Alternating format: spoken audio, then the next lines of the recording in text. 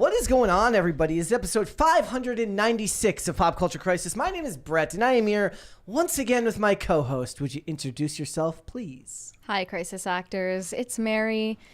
The rumors are, in fact, true. I just wanted to address this before we get started. I am planning to appear on American Ninja Warrior soon. That would for be, 15 seconds. It would be the greatest 15 seconds The greatest ever. 15 seconds of my life. Look, yeah. The idea that, like, you do something that you're clearly not good at to, like, gain goodwill in the public eye, you know? Like, you do something that you clearly wouldn't be good at. It would be like... What are you trying to say? That I'm not coordinated? I'm saying that you're not coordinated, yes. Wow. That's what I'm saying. Okay. You told me you couldn't ride a bike. Yeah. I'm sure everyone would want to see me, like, try out sumo wrestling and, like, walking on tight ropes and... Yeah, that would be like me trying to do that. Like that'd actually be kind of fun, honestly, to try and learn how to walk the tightrope.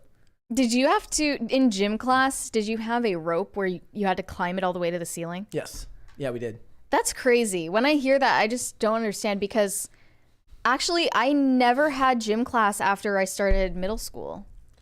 Like, so what's wrong with that's what's wrong with the world. This is why we've peaked as a culture and we're devolving now. Well, I don't know why, but I guess like at my schools, since they're private schools, Fitness wasn't important? Well, you could do sports, but like they weren't federally required to make us exercise, so they could do whatever they wanted, basically. Well, that's a crime. I took sewing classes. That's good. I mean, I wouldn't do that, but you know. Other things like that. Yeah. Yeah. She makes me feel kind of funny, like when we used to climb the rope in gym class. If you know that movie reference, I remember. I applaud you. I think for me it would be some type of carny activity. It would be like or juggling. Balancing I can't juggle. Could you balance on a beach ball?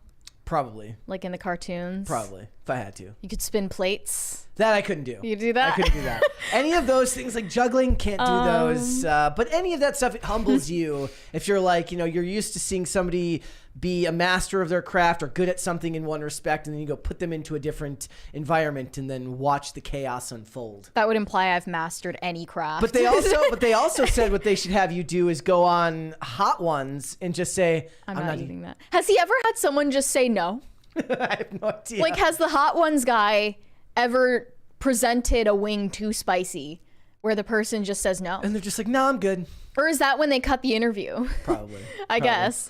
I've heard a lot of people speak very highly of that guy's interview skills, that he's actually really, really good at his job. He must have insane spice tolerance as well. Like, he's trained himself. I mean, he must have serious, like, digestive issues. Right? He's just nuking his gut with the strongest hot sauce every day. Maybe they fake it. Maybe it's one of those things where, like... He's just ketchup? Yeah. Like all of them are just like ketchup and like barbecue sauce. It's like in movies and television shows where it's like when they're eating and you see them kind of like picking at the plate and they're not actually consuming it. Because for continuity's sake, it's bad when like the plate looks vastly different from shot to shot. Can't actually take a bite out of the hamburger. It's a bummer when it's something good and it looks like it's actual food, but a lot of times it's just fake food. Yeah. I like that.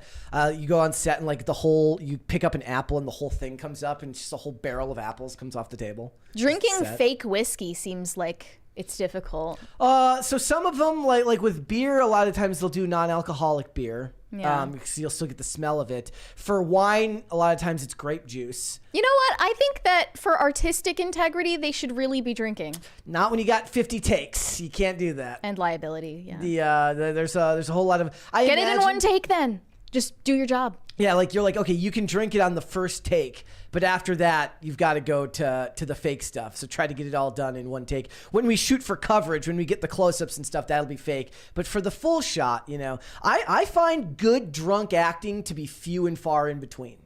Yeah. Good drunk acting where they actually like, okay, I buy that guy is actually drunk. It's like it's hard to make your eyes look glassy. But what you don't know is that they actually did get drunk. Probably. And they're just really good at being drunk. Probably. Like sometimes it's like if you're playing kind of drunk but your arms are too wavy, that's not kind of drunk. That's more like you're in the midst of getting close to kind of hammered when you start knocking stuff over and things like that. Also, like most of the time when people are drunk in real life, they don't slur their words that much. And in TV shows or movies, they do it to the extreme where it's like, it's just overkill. I like it when they're like in a bar and they're comically loud, but they're like, it's like, what did you say? Bars in movies and TV shows are the quietest bars ever. Yep. So that everyone is just whispering to each other, but they're the clearest voice in the room. If you ever want to watch something really, really awkward and funny, watch behind the scenes shooting of nightclubs. Because there's no music playing. And everyone's just tap dancing and like breathing too loud. Yeah, and they're all dancing and the director's like, all right, ready for set. The squeaking shoes on the floor. And just imagine all those actors like, what I would kill for a freaking song right now. You know what we should do? We should do a whole podcast where we act like we're background actors. We could do and we just pretend to have a conversation silently. We could do that. We got a $20 super chat there from, what is it? Court Peary. Okay, Court Peary, haven't seen you before. Thank God Mommy and Daddy are back. Your show was hijacked by a bunch of crazy conspiracy theorists on Friday. I thought I had fallen into the Twilight Zone. Kellen, PCC is my Star Wars. Do not beep with my Star Wars. I'm very sorry that happened to you, but we are back. When we're very grateful that they managed to return the show to us unbroken, yes, which I appreciated. But we just had to get that milk and the pack of cigarettes. It was a must. And there's one more there from Cody Bedreau. Mary can't ride a bike. Distrue. It's true. Was I blowing it's it? Not I a feel joke. like we've mentioned it here before. I feel like we have, yeah, but I didn't want to blow up your spot there. No, but you did. I did. I can't ride a bike. I'm just gonna be honest. I was never taught how to ride a bike. I bet you, I think it's one of those things that you have enough dexterity now as an adult, you could probably do it without. It's harder to learn things as an adult. It's harder to learn languages. It's harder to even, do like athletic things. I know it's going to be harder than it would have been. Do you speak other languages fluently? No. No? No. I mean, I learned Latin for 11 years, maybe 12. I got nothing. I mean, it's like I have the base knowledge of it, but you're never meant to speak Latin fluently in the first place. The more that people make fun of Americans for only speaking one language makes me want to only speak one language harder. Right. Yeah. Like I don't feel shame about it. I'm like, oh darn! If only I didn't live in the country that everyone wants to be able to talk to. So. Yeah, but not for long. Like I remember when I went to Spain. A lot of the people there could type English but couldn't speak it. So like these were people that I spoke to back in 2010. It would have been like on, I don't know, like Facebook Messenger or something. I bet like these days way more of them are fluent in English. They are. Yeah. No, so a lot of them. So it's really interesting. So a lot of the people who skate for companies who are from other countries will do videos where they do like a Spanish version or a Russian version, but they'll also do some of it in English, or they'll do the subtitles in English, right? So, you got to know your market. That's kind of sad too. It's commodifying like the human experience. Like, oh, where are my views coming from? We should look at that. Yeah. I know we have some Canadian. I just looked. It's like 80% US. Okay. And a little bit more other places. Yeah. So. Yeah.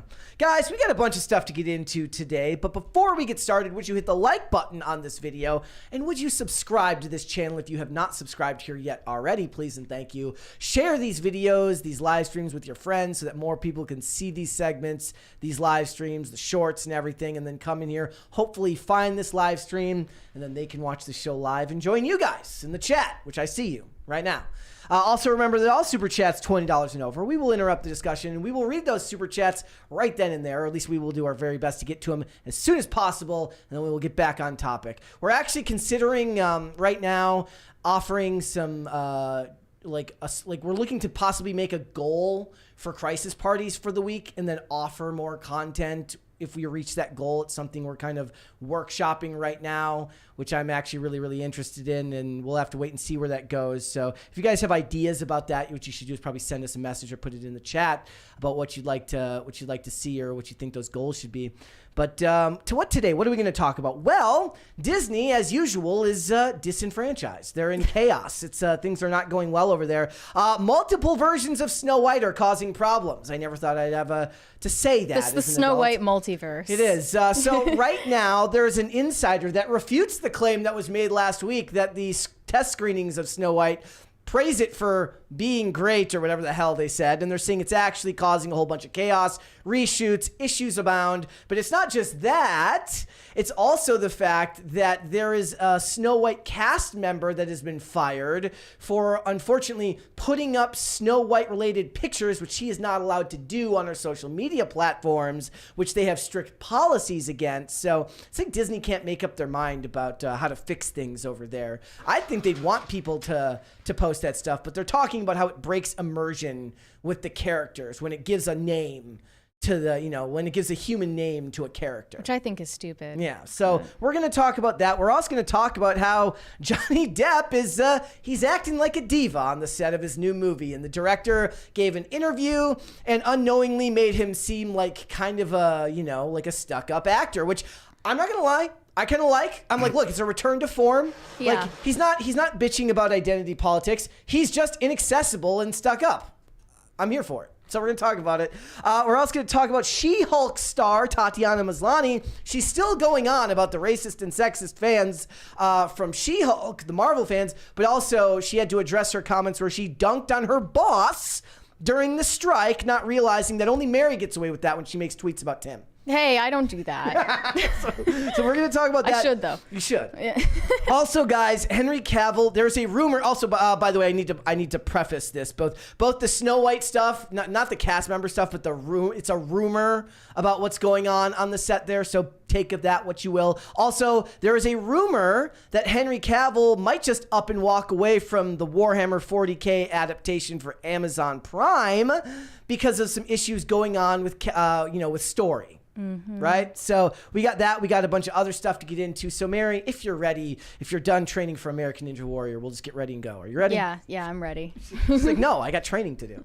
Let's go ahead and get started then, shall we? First things first, if you like the movie Risky Business, this one's for you. Tom Cruise did a breakdancing routine and it ended with the splits at Victoria Beckham's birthday party. This also had a Spice Girls reunion. Yeah, which is cringe. I mean... There's no video of this. The tragedy, is that there were no cameras allowed at the party. It's just funny how you jump on a couch and people call it a mental breakdown. Yeah. But when you break dance at a birthday party, then everyone loves you. Yeah. What's up with that? Double standard much? Would it have been? Would they have cared? What if he had break danced in front of Oprah? She would love that. She would love that. Yeah. Right. Yeah. But yeah, I'm more surprised he was able to do the splits. Isn't he like 60 years old? I think he's 59 or 60. That's crazy. So he's in the UK because they're filming Mission Impossible: Dead Reckoning Part 2, which is I think they changed the name to it. Yeah, the name is way too long. I like Dead Reckoning. I mean, I like the idea of just like if they learn to just get away from the Mission Impossible first part and then just let the M and the I and the dot, like do the work there. They need the IP. They need the IP. That's actually kind of a loss for them. Notice nobody ever complains about having to say like a 9,000 letter Harry Potter name. Yeah. Harry Potter and the Prisoner of Azkaban is. I've watched them all and I still don't know the order of the titles. Yeah.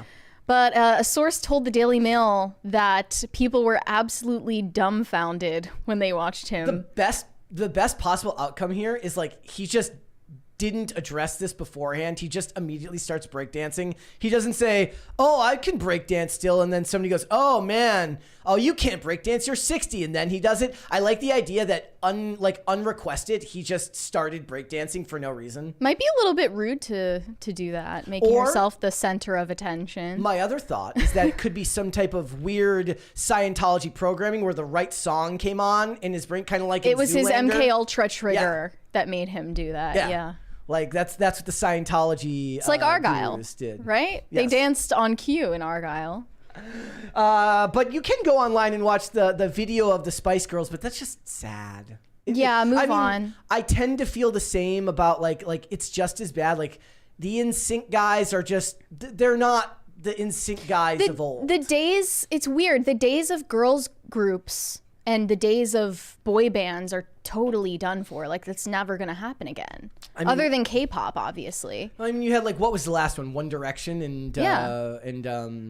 Well, after One Direction, there was, like, 5 Seconds of Summer, but then they were like, we're not a boy band, we're just a band. Okay. They rebranded. Oh, gosh. So it's like looked down upon to be a boy band or a girl group now. I think that the documentaries killed that for a lot of people, you know, like there was a lot, like Lance Bass talked about, what was it, like abuse and stuff that happened to a lot of those guys. In like that, like it was just bad to be in a boy band, to be like, managed as a group. Yeah. I mean, I guess so. But the K-pop idols are like literally in training camps. Yeah, maybe it wasn't abuse. Maybe it was just like mistreatment. Maybe it was just like they were, you know, they were yelled at a lot and told to get out of bed early.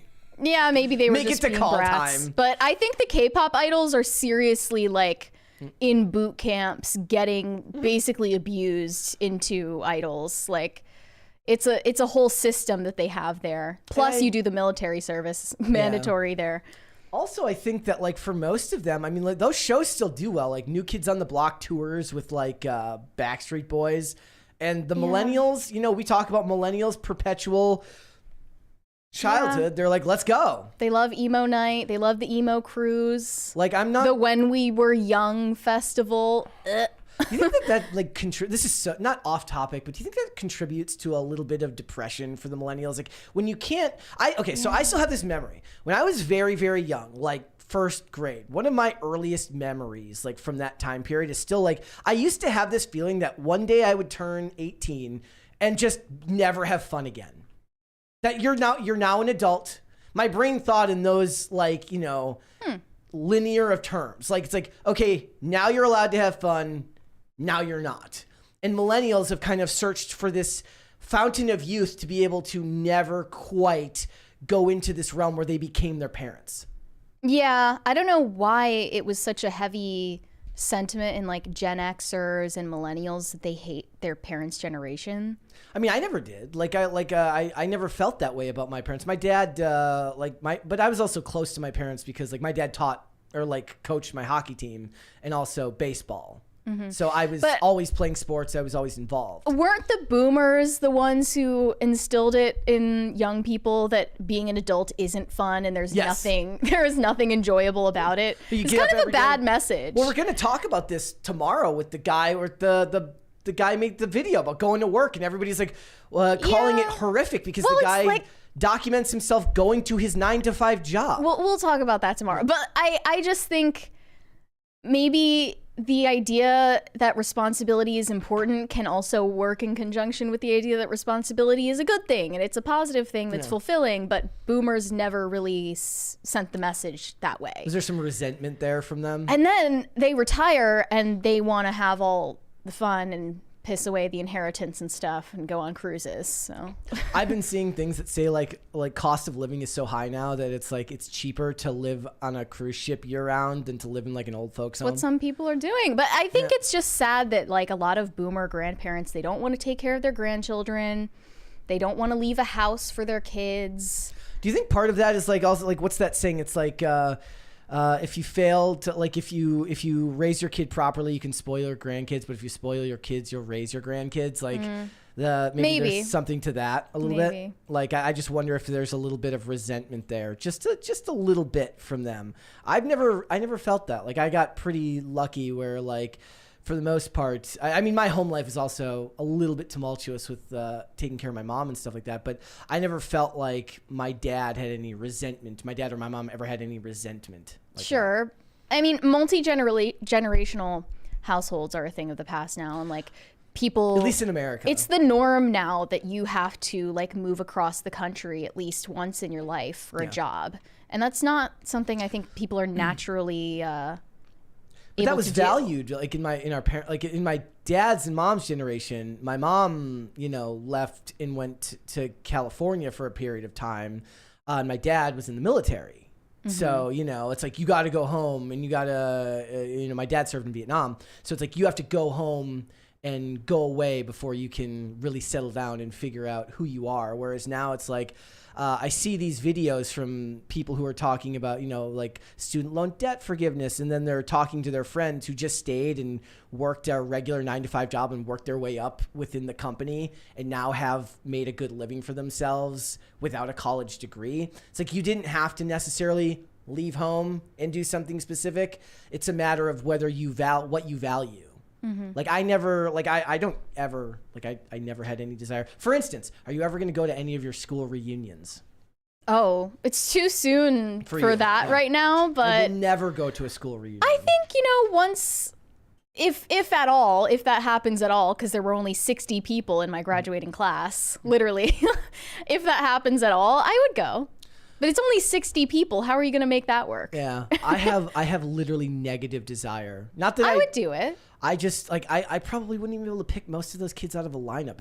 It's literally like a different lifetime for me. That's like, the fun part. Is you're like, oh, I remember you. I spent most of my time in high school. I've actually kind of undersold on this show how important skating was. Like how much of my life was taken up by skating through traveling, working with sponsors and stuff like that. I really didn't do much else besides, whatever my responsibilities were with a job and skating. So it's like when I think of high school, I don't think of anything to do with where I actually went to school. I think about it in terms of where I was traveling, who I was skating with, my friends from other places. So there's like nothing for me there. I don't know. I think I don't know. Like, I don't know if I would have a lot of fun seeing everyone I went to high school with, but I would still go. There's a $20 one here from That's Dancetastic. Says, didn't get to catch y'all live yesterday to say this. The story about Alan Richardson, kind of wild considering he played Thad Castle in Blue Mountain State for a while, being a womanizer frat guy. Also, the show Friday was fun. Good to hear that. Yeah, I mean, he can make the argument that he was a lot younger when he made that show, and like you live and you learn, and it was a different time. And he stuff wasn't like that. a feminist. What yet. it is it's literally him. Picture Thad Castle pulling a ladder up behind him on the way. He's like, "Sorry, I get to do it. You don't." I never watched that. So, all right, let us move on then. If Tom Cruise ever wants to come on here and break dance on the show, he's of course welcome anytime. He's welcome. That's why I've got the St. Cruz candle up there. All right, guys. So I have not seen A Knight's Tale since probably when the movie came out. So you're going to have to forgive me for not remembering literally anything about it. That is not the interesting part of this article.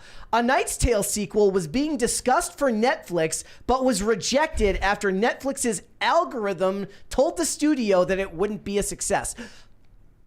I will do that. Netflix, making the movie without Heath Ledger won't be a success. I don't need an algorithm to tell me that. Yeah. Right? And where was that algorithm with the last 20 movies that Cowboy they've produced? Bebop or where was that algorithm when they made Damsel? Where was that algorithm literally anything, the Mother. when they made The Mother? Literally anything but One Piece. Yeah. And Wednesday.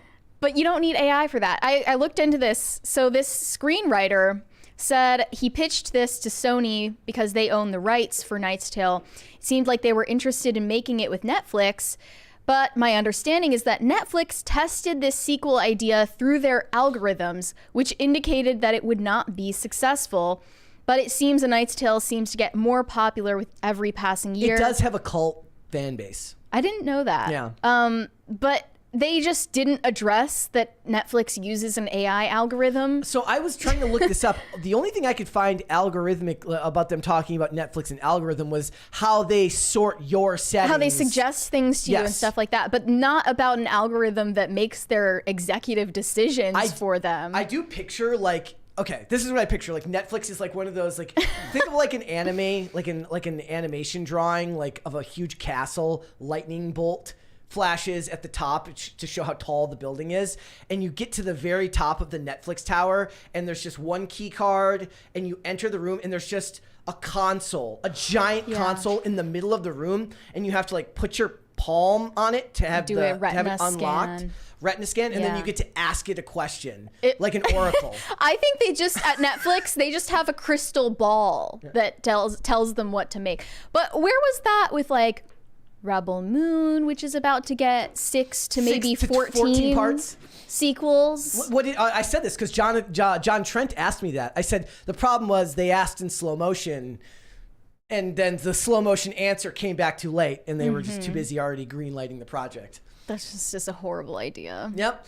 I laugh because it's it really does feel like one of those things where we talk all the time about how AI is going to replace humans when it comes to writing. Well, it's already replaced an executive's job, which is to greenlight projects and figure out what is good for this brand. It's almost like it's designed to like push responsibility off the people who should actually be held responsible when things don't go right. They're like, hey, Ted Sarandos, CEO of Netflix, like, why did this movie do so? Why are we on Rebel Moon Part 37? He's like, look, okay, the algorithm. Blame the algorithm. It's probably got a name too. It's probably got a female. It's probably got a woman's name. Yeah, well, they have Siri Annika. for Apple. They have, what's the Microsoft one? Cortana? Cortana's a great name, though. It is, yeah. Siri, but they're like, they ask Annika, I'll just call her Annika the Netflix deciding algorithm, and she says, yeah, Rebel Moon's a great idea. Why wouldn't you make that? Why wouldn't you make Jennifer Lopez in The Mother or Damsel with Millie Bobby Brown? I don't think that Ted Sarandos would have much better input. What they need honestly. is they need to do the David Zaslav thing, is to say no, just say no to everything. No, canceled. No, yes, just kidding. No. They were so mad because he got like his bonus this year, or like his salary came out. The people who were striking were mad because they like. If you want to go look at some hilarious comments, if you want to see the ultimate in Hollywood cope, go look at any discussing film thread about David Zaslav. The comments are just full of hatred.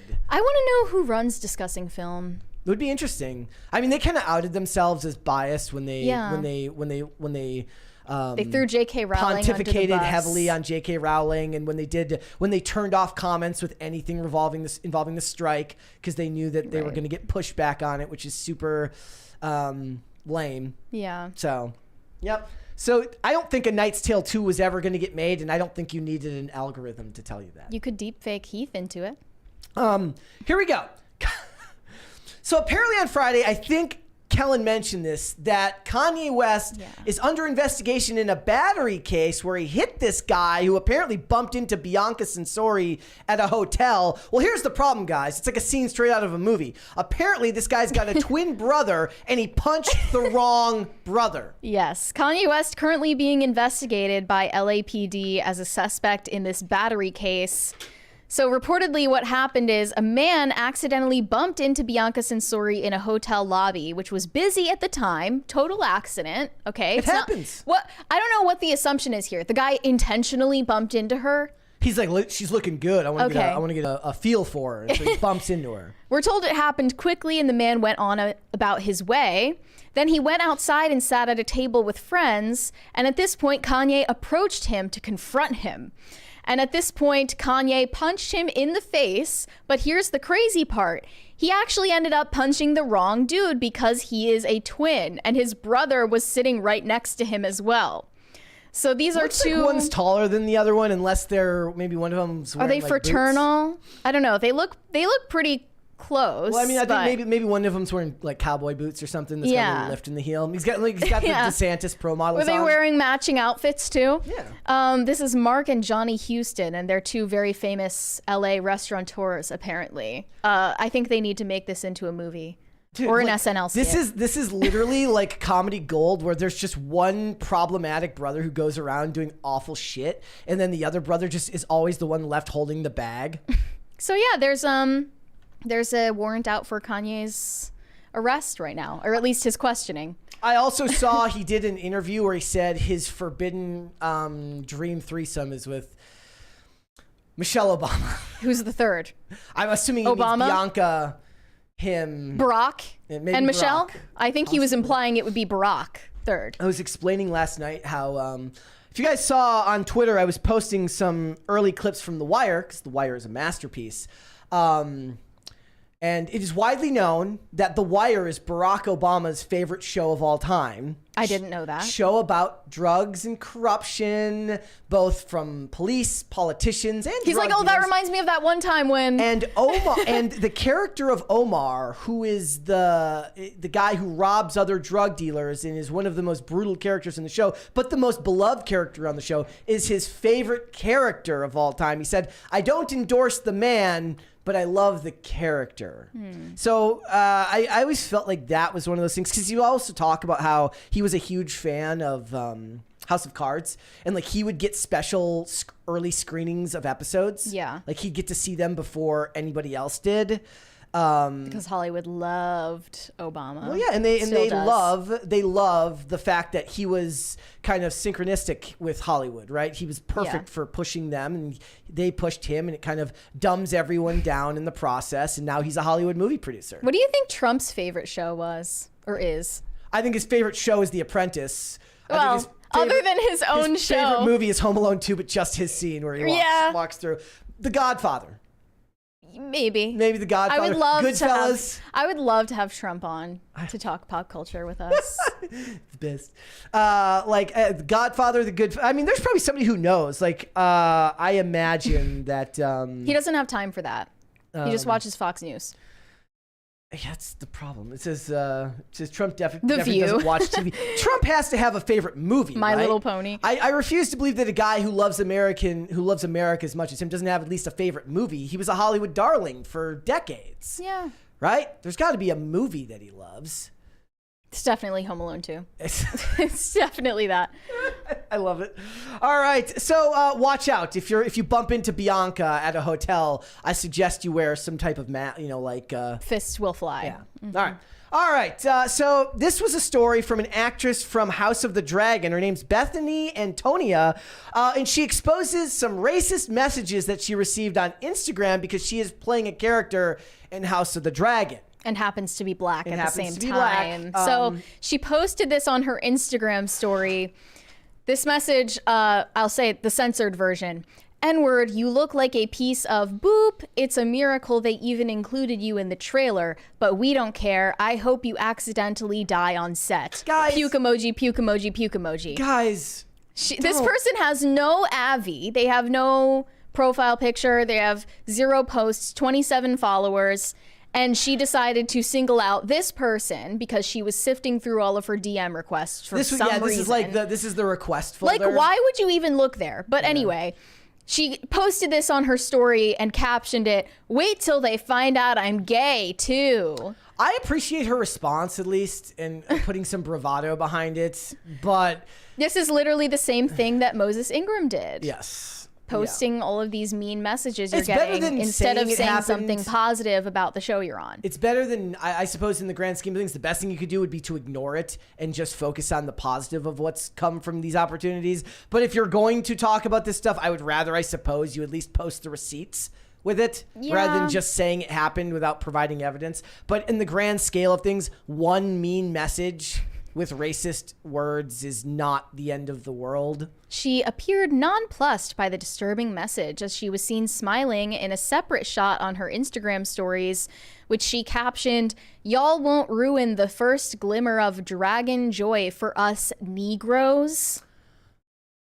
What? So she made it racial.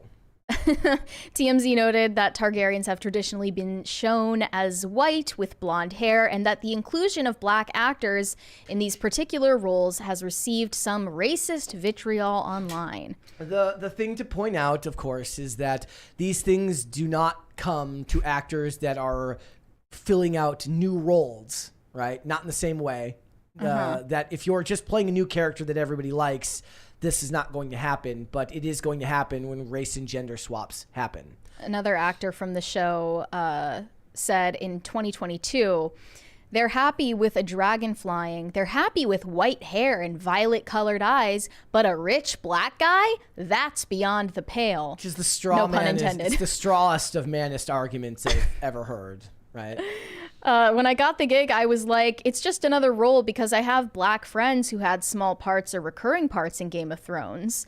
I didn't realize it was a bigger deal until I was racially abused on social media when it was announced. Yeah, that shit happened. I don't believe for a second that HBO didn't give them some type of crash course in what was going to happen. He said one person called him the N-word and others made art to mock his casting in the series. It is also fair to point out that of all the shows that have done these things, House of the Dragon is probably one of the most well-received. People generally speak very highly of the show. Yeah. But I think people's standards have just dropped so low that like with the Fallout series, you know, if you like the Fallout series a lot, you're going to get offended by this, but people's standards are so low these days. If a show is even tolerable to watch, they're going to give it a 10 out of 10. Yeah. That's where we're at. Yeah. And like I said, if you're going to post the stuff, at least post the receipts so that people know that it actually happened. Or just don't go through your DM requests looking for people who hate you. If you see somebody who has 27, who follows 27 people, doesn't have any followers. Wait, they have you know what? I think she created this account and sent herself this message just to get clout off of it. Yeah. I wouldn't put it past her doing a little Jussie Smollett action. Well, and then they ran off into the night. Get some headlines. And yelled, the Targaryens are in MAGA country now. Could be true. Yeah, exactly. Could be true. All right, guys. Alec Baldwin is back in the news, ladies and gentlemen. Don't duck. It's fine. He's in public. There are no prop weapons anywhere. That is fine. So he was out getting coffee when as any normal person does. As any normal person does. Yeah. And a performance artist named Crackhead Barney decided to get involved by asking him some very pointed questions. Yes. Yes. Let's watch the video. Here we go. Alec, can you please say Free Palestine one time? Why did you kill that lady? You killed that lady and got no jail time? No jail time, Alec? No jail time, Alec. You're putting innocent people in jail, Alec Baldwin.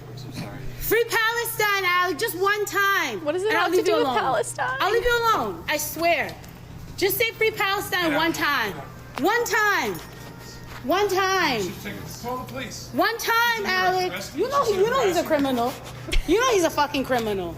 Come on, Alec, just say Free Palestine one time. One time, just one time, please. And I'll leave you alone. Free Palestine. Fuck Israel, fuck Zionism. Please say it. One time. Could you do me one quick favor? Alec, can you... He punched her phone. She captioned this, "White devil Alec Baldwin attacked me while I was just trying to get coffee." I like that it got community noted. It says the person filming this video was not, quote, trying to get coffee. They repeatedly and viciously harassed Alec Baldwin and refused to let leave the establishment when asked to by staff. There's also no evidence they were attacked. Well, I mean, the camera getting knocked over could indicate that, I suppose. Yeah. But I needed to inform you all about Crackhead Barney because she might come at you one day. She might ambush you. I'm aware of Crackhead Barney and friends. It had come up on the show before. I don't think we've covered her. No, It didn't come up? I sent you this Vice piece that they did on her. Crackhead Barney, the ambush interviewer trolling America, where they describe her as the incendiary influencer and host of Crackhead Barney and Friends. She became an online sensation by carving a niche in trolling MAGA rallies and gatherings, creating chaos and pissing people off across the country and political spectrum. However, along with internet fame came significant risks. Barney's quest for internet fame is intertwined with real dangers to her personal life and safety. We gain an inside look at the ups and downs that accompany being one of the biggest trolls on the internet. Should we listen to the intro and then the... Yeah, let's take a look. Hold on. About to fall off. Is that a real gun? Can it shoot? I'm underneath the truck. They may kill me. Where is everybody? You know, my parents always told me you could be whatever you want. And then when I started this show, then they were like, that's not what we meant. What? I am Crackhead Barney. Would you fuck me? Are you a dirty cop, Barry? You're in my way. Bitch, why you pushing me? You have to mess with people's emotions. This life should not be easy. Do I consider myself to be a content creator or an influencer? Yeah, sure. I think my content is way more provocative than other people. God bless you. I'm white like you. Why are you running away? Maybe it's disgusting, but it makes you think at the end of the day. Does it? Does it really? Does it though? Thank you. Thank you, Crackhead Barney. Thank you, Barney. How is Barney not sued for this? That's what I'm wondering. Oh, The worst part about this from the comments that I've seen, it says like the worst thing about this video is it makes me feel kind of bad for Alec Baldwin, and nobody wants to feel bad for Alec Baldwin. Right, but I think maybe they were working together on this so that he could look like the good guy for once. Alec's like, look, look, my image is in dire straits. I got this Rust movie that's gonna come out. I got Trial coming up in July. I need to get the jury on my side. Yeah, he just got some public sympathy for free. So really, Crackhead Barney was doing him a favor. I think that's what it was. Let's also see Crackhead Barney get arrested. Uh-oh. She's dressed up as a cow in the subway. Fuck out of here! No, She looks like that teacher. no, I didn't do shit! Stop hurting her. Be calm, be calm. We're gonna get you. We're gonna get you. Don't worry. I'm just having a no pants ride! What the hell? Hey, call my lawyer!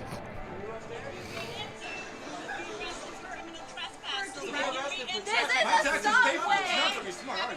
Thank you. It's a public place. My taxes. It was really like a completely unnecessary That's her producer arrest. there. Free crackhead Barney. Free crackhead Barney. She's been arrested a couple of times for performing. She got all those charges dropped. So hopefully this will get dropped too. I'm very curious what she's being charged with right now. Okay. That's her producer who helps her with this content. And as you can imagine, most of the comments under that Vice video are sympathetic with Crackhead Barney.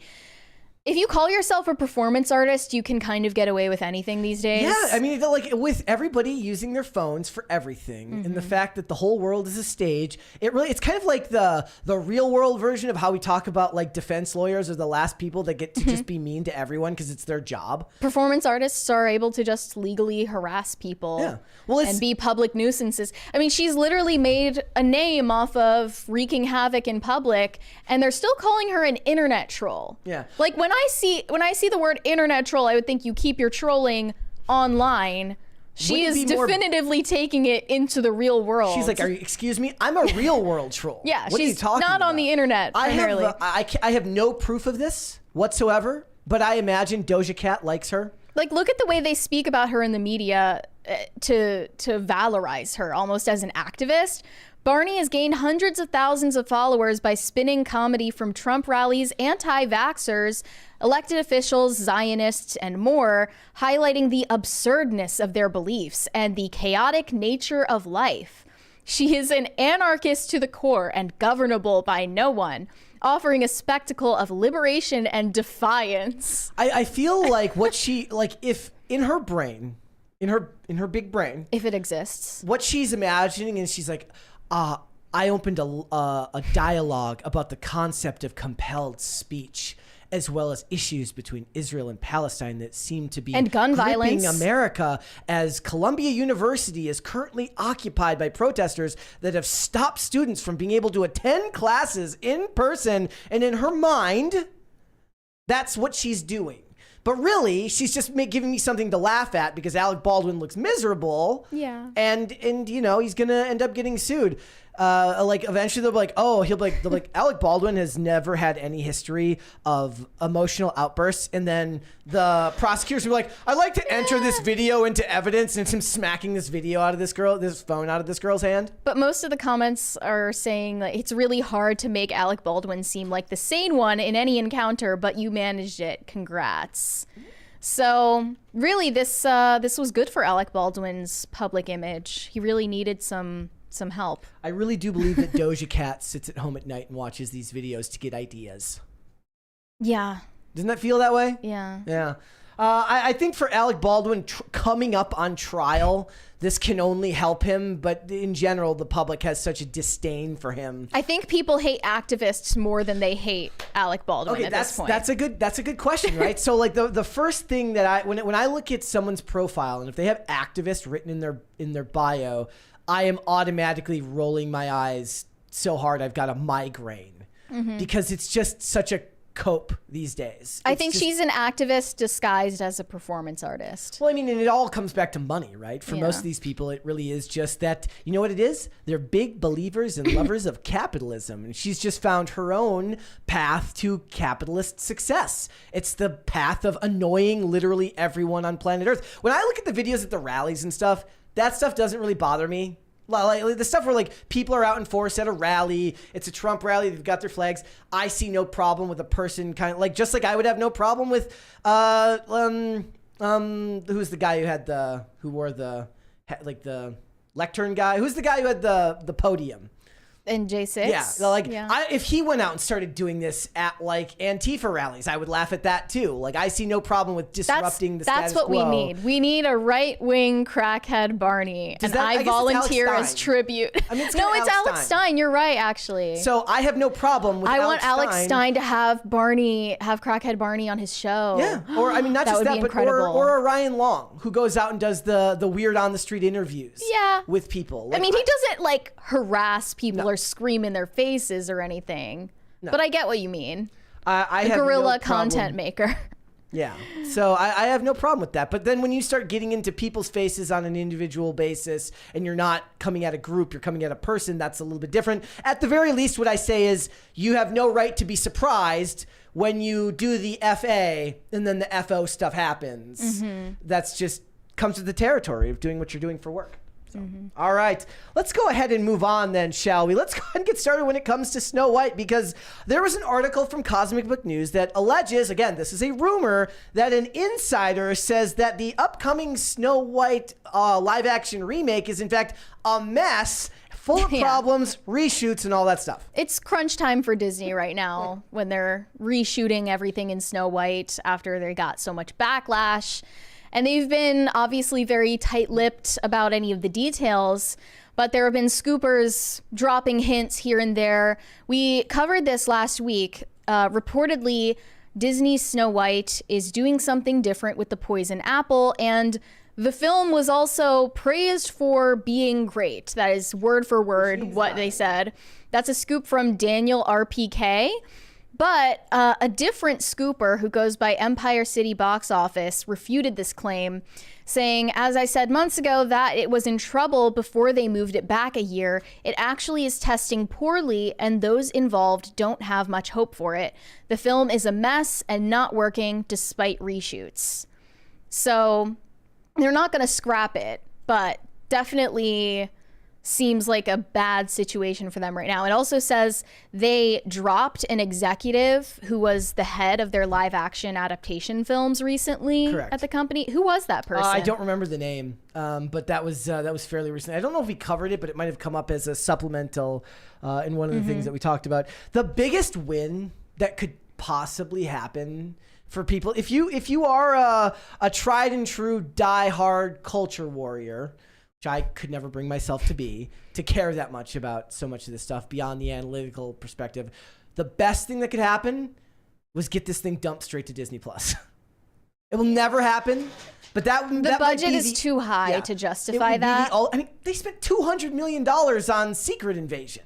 Yeah. Like the biggest win you could possibly have would be to see this thing go straight to Disney Plus. No, I think they've got to commit to the bit at this point. They have no choice. But it's still a ways away, but the film, I was confused why they're screen testing it if it's not done yet and they're still shooting it. Why would that happen? Run sequences, portions to see how they test with audiences. I guess. We really have no idea what's going on, though. Yeah. What's more interesting is there's chaos going on at the Disney parks as well with the Snow White characters. You sent me this. Reportedly, a biological male is playing the evil queen at one of the Disney parks. Yep. A father reached out to that park place saying that the evil queen character was played by what appeared to be a biological male at Artist Point in Disney's Wilderness Lodge Resort. I mean, so here's his statement. New from what I've seen, from what the comments were saying from people who regularly frequent the parks, that this isn't anything new. It's not new for like trans people to be cast members, no, but for them to have it in a character, not just a cast member, it's a different story, especially because they're obviously interacting with children. Here was his statement. He said, "We were waiting for desserts to come out and received our invitation to meet the evil queen, which we really looked forward to. We walked over toward the Evil Queen area, and while my kids and wife were interacting with the character, I was taking videos from 10 feet away. It was kind of loud inside, so I couldn't really hear what the character was saying until I got face to face. And then it hit me that the Evil Queen, without a doubt, had a man's voice, and you can see in the picture it's plausible. Yeah. So according to the father, he stands at a very average height, but was towered over by the person playing the Evil Queen, as can be seen in the photo. Doesn't that seem kind of fitting, though? Yes. Plus they're the bad guys. That makes sense. But he said the person playing the character spoke with a male presenting voice, and the father was displeased at the strange representation of a female character and asked to speak to the manager. He went Karen mode. He said, I told my waiter that I had a problem with something. He then asked what the issue was, and I simply stated I have a problem with the Evil Queen being a man dressed in drag. He went to get the manager, and he looked extremely panicked. He said he wanted to formally complain about the Evil Queen being a man. He felt disrespected by Disney because this is not the sort of thing my family values, and they didn't give us any notice that this would be a possibility. I mean, how would they do that? And he said, I stated we are a conservative Christian family. I'm spending $8,000 on this current trip, in addition to tens of thousands I've spent together in the past at Walt Disney World and Disney Cruises, and this is just not right. But the manager just listened and never once apologized for anything.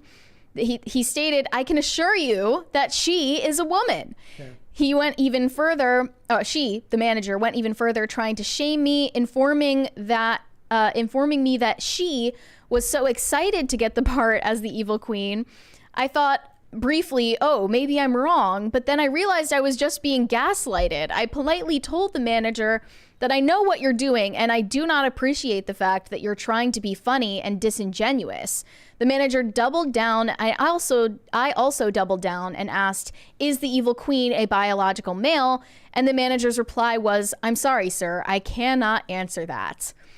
But I think the real issue here is that, you know, you're a conservative Christian family, you have these traditional family values. Why are you spending literally tens of thousands of dollars to put it straight in the pocket of Disney? Why would you do that? I don't know the history of the family. I don't know if this is one of those things where maybe they just don't know about the culture war aspect that Disney's going through right now. This guy knows that Park Place exists. Yeah. So, I'm pretty sure he knows what's going on. So this was a comment underneath. It says, sorry, but this is actually not new or unknown. Men have been playing villains for a long time because of their angular face shapes make them look more evil like the characters and their height. I knew this over 15 years ago when I was considering to apply for Maleficent.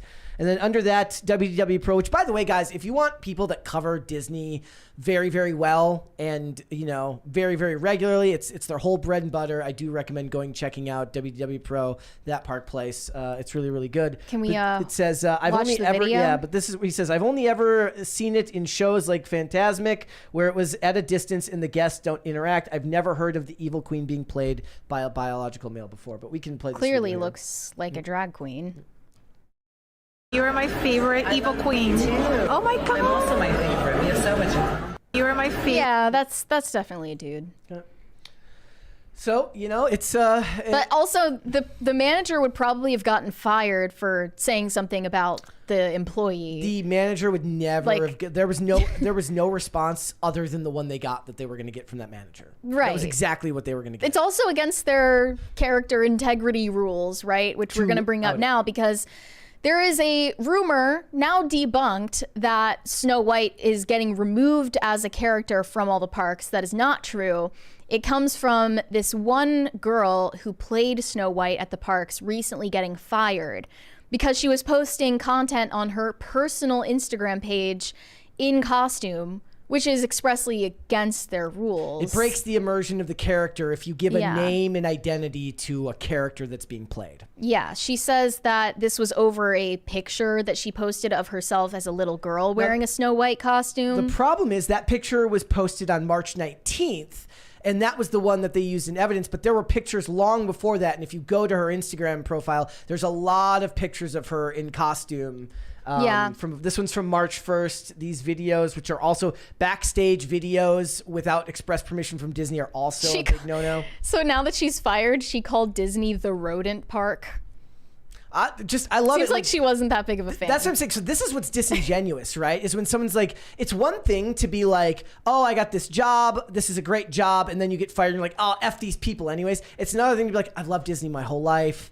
I adore Disney. This is my dream. This is my dream. And then you get fired and then you're like, F you. Yeah. Like it shouldn't be that slingshot. Right. If anything, it should be your soul should be a little bit more crushed. Well, what are they worried about? Kids going on, like, finding her Instagram and realizing that Snow White isn't real? I mean, yeah. I guess kind of. I mean, it's the same thing as Marvel getting suing or trying to make that guy take the Spider-Man off of the grave. It's about protecting the IP. Mm-hmm. You know? Well, I just think that having a man play the evil queen is it's basically equivalent to taking your kid to a drag show. You might think I'm taking that a little too far, but that's just my conclusion about it. I think it's inappropriate. Yeah, I think it's like one of those things where like it's almost like a bait and switch. It's like, a drag performance. Yeah, it tricks you into it. It is. Yeah. But it's I was looking at this stuff and I said, what's the funnier angle on all this? I think the funnier angle on all this is if the Daily Wire version ends up coming out first and being better. I just was looking at what was going on with it. I love these fake videos so just 3 days ago, the AI thumbnails. Like three days ago, a bunch of journalism started happening again where they're talking about announcements for the Daily Wire Snow White movie as if it was new. Right. But it's not new. I mean, this mini trailer was made like in November or something like that. I'm pretty sure it was in 2022 that they put out this the trailer, was posted right? 6 months ago. Oh, okay. So I thought it was like November that this came out. Yeah. But so I love going down through this with the fake ones. My favorite, if you want to see fake trailers and fake thumbnails, is Screen Culture. But look at it looks perfect right there. Amazing. Right? That one.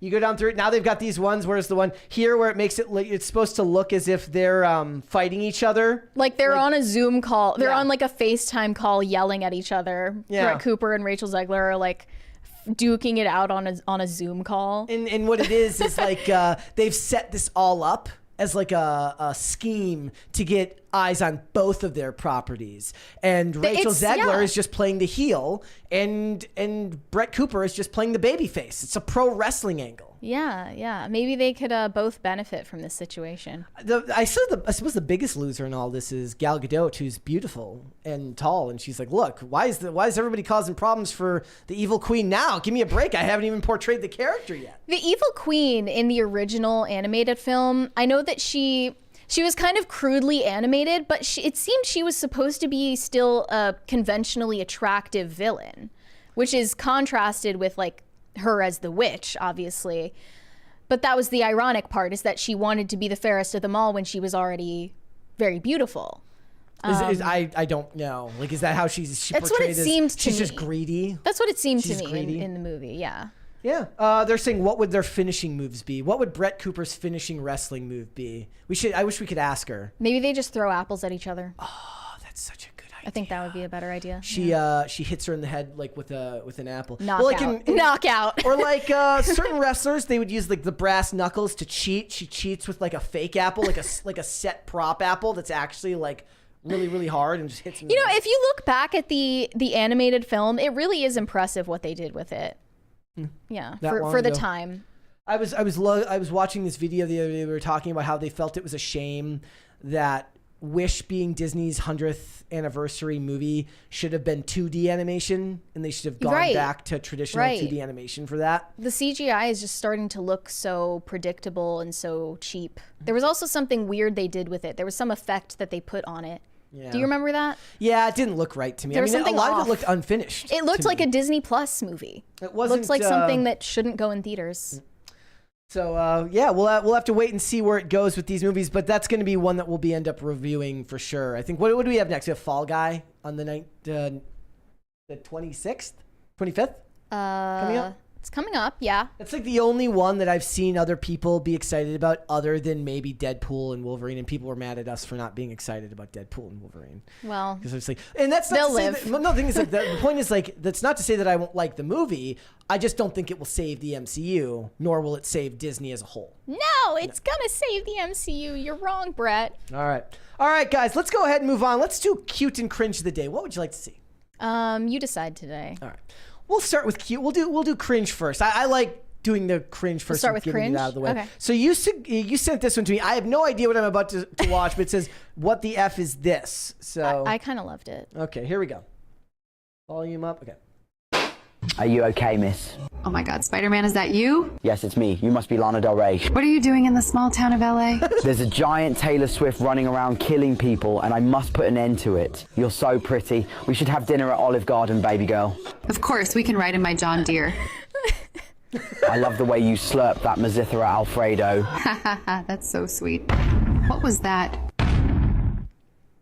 Oh no, Oh my God, help, Taylor help, Swift has me. no, Spider-Man, please save me. Get back here, Taylor Swift. Thank you for saving my life. No problem, baby girl. I will not take this Olive Garden slander right now. Okay, there's some Olive Garden slander in there. Taylor Swift, giant Godzilla Swift, would not hurt an Olive Garden. She would leave the Olive Garden alone. No, she was trying to kill Lana Del Rey. I kind of love it. It's the best picture they could use of Lana Del Rey, too. Her's just smoking the whole time. All right, guys, let's go ahead and look at cute of the day then, shall we? We got a couple here. First things first from, I think, she corrected me on Twitter yesterday. Layla, I think it's Heggie. I don't know. I apologize if I got that wrong. I said it yesterday when I listed the ones we had left to do. Okay. And I think she corrected me on Twitter and said I got it wrong. So I apologize if I got it wrong this time. It says, my little kitty Peanut and her babies, they're truly the cutest little things I've ever seen. 4 healthy babies. She's a wonderful mom. That's so cute. Oh, they're like really young. Yes. Cute. Oh, they can't even open their eyes. Sweet. That is very cute. They're tiny. Little itty bitty. All right. Thank you for that submission. Let's do one more. It has like 2 grams of protein. Shane H. Wilder says, squirrel or cottontail? Are these your pet squirrels? I like them. Oh, it's awesome. I like it. It's a good photo. It's a good photo. Yesterday, so we have a neighborhood cat named Bucket who just comes barreling up to the door demanding treats. Love the name Bucket. Its name is Bucket, and it's very, very cute. And will just come around. It just sits there, and it's like if you give him treats and then it tries to like get in the door, it tries to like get into your house. That's what they say: is a cat chooses you. Yeah. So Bucket has a brother or a sister. It's got a sibling of some sort that also this place. There's just neighborhood cats that are just allowed outside. You should just adopt all of them. They've the people just leave food out for them. They just hang out there. So like you're like walking down the street and you have to like watch your feet to make sure you're not like right underneath a cat. I love that. Yeah. All right, guys, let's go ahead and get started then, shall we? Mary, why don't you tell us what the hell is going on with Johnny Depp? Yeah. Rumor has it that Johnny Depp is a total diva on set to the point where he is terrifying a film crew. So his recent movie, Jean du Barry, was basically his comeback after the defamation trial with Amber Heard. And it was a big deal because people were questioning whether he was going to get his spot back in Hollywood again. But this director took a chance on him, didn't abandon him through all of that mess and all of that coverage he was getting and a lot of negative press around him. She was loyal to him, but, he didn't really express his gratitude from what it sounds like. She says she has no regrets about casting the, quote, canceled Johnny Depp in Jean du Barry. But Mae Wen admits that during the shoot, Depp wanted to be treated as an icon all the time. He wouldn't do what the script demanded, and the crew were afraid of him. Is this like Heardaganda?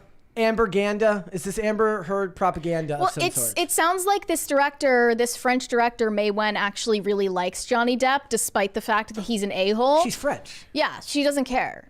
She just wanted I think that she wanted the clout of having Johnny Depp in her movie too badly to let him go. Yeah. She claims that Johnny Depp frequently came on set having rewritten the script, saying, "This is not the truth. This is not how it happened."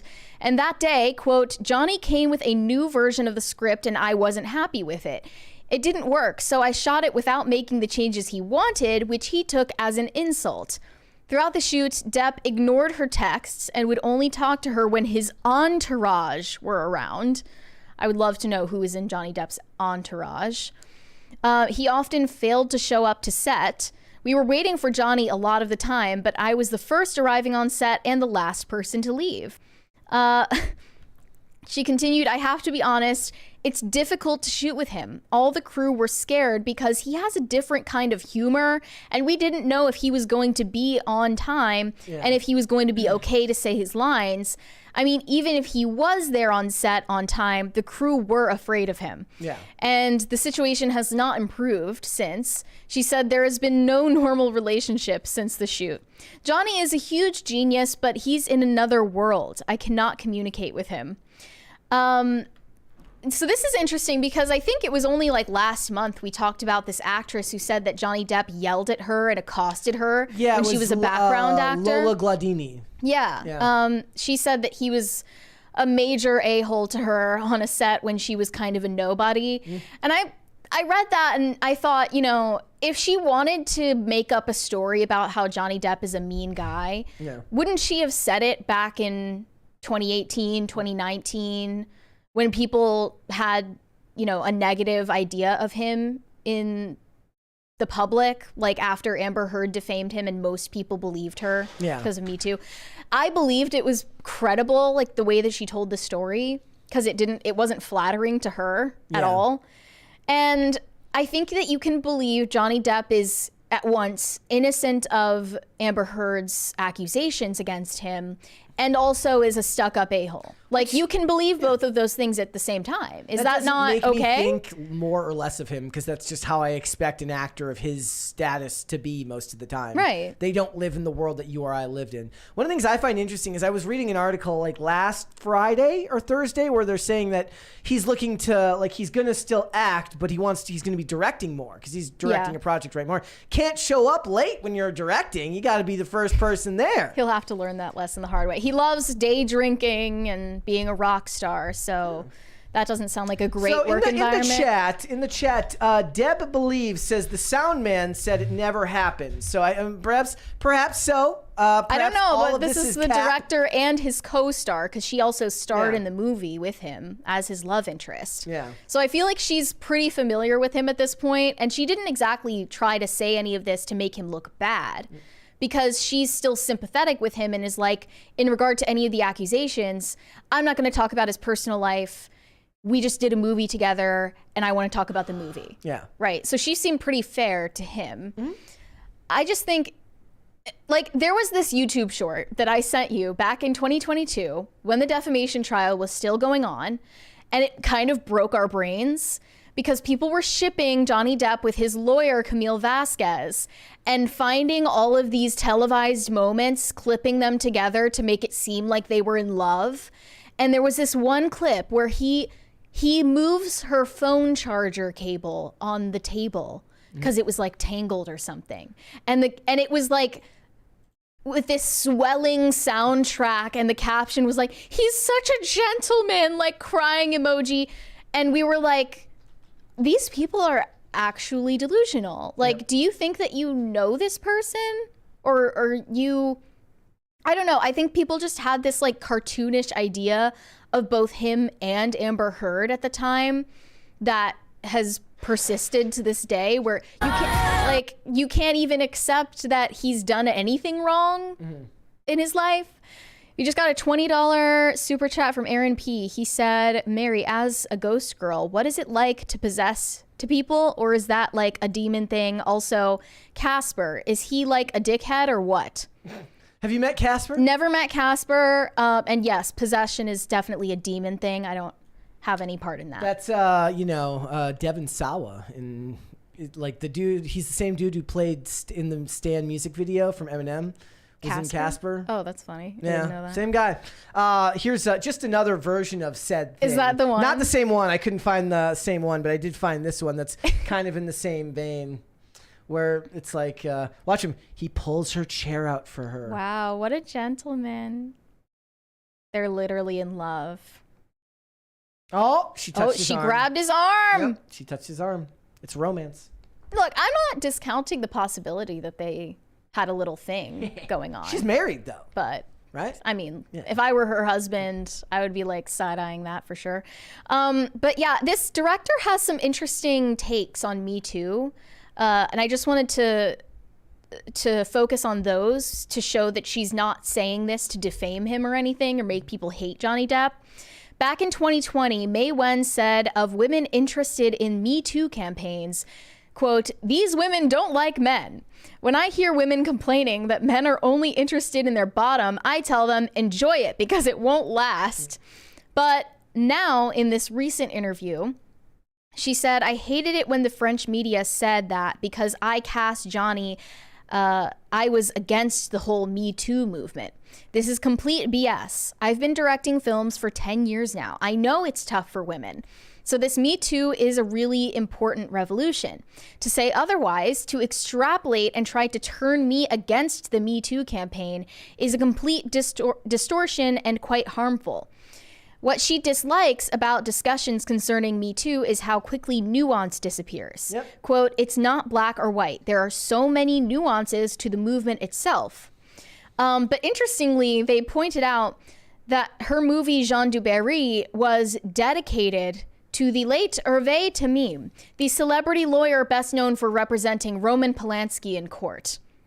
Which is kind of weird. That's a whole lot of nuance. That's what we're talking about. That's a whole lot of nuance that you're going to have to sell me on. And why would Johnny Depp want to be in a movie dedicated to Roman Polanski right after he's trying to recover from his own false Me Too claims? Seems weird. Seems like a weird choice. Well, but when when Mae Wen was asked why she dedicated her movie to that lawyer, she just stormed out of the interview.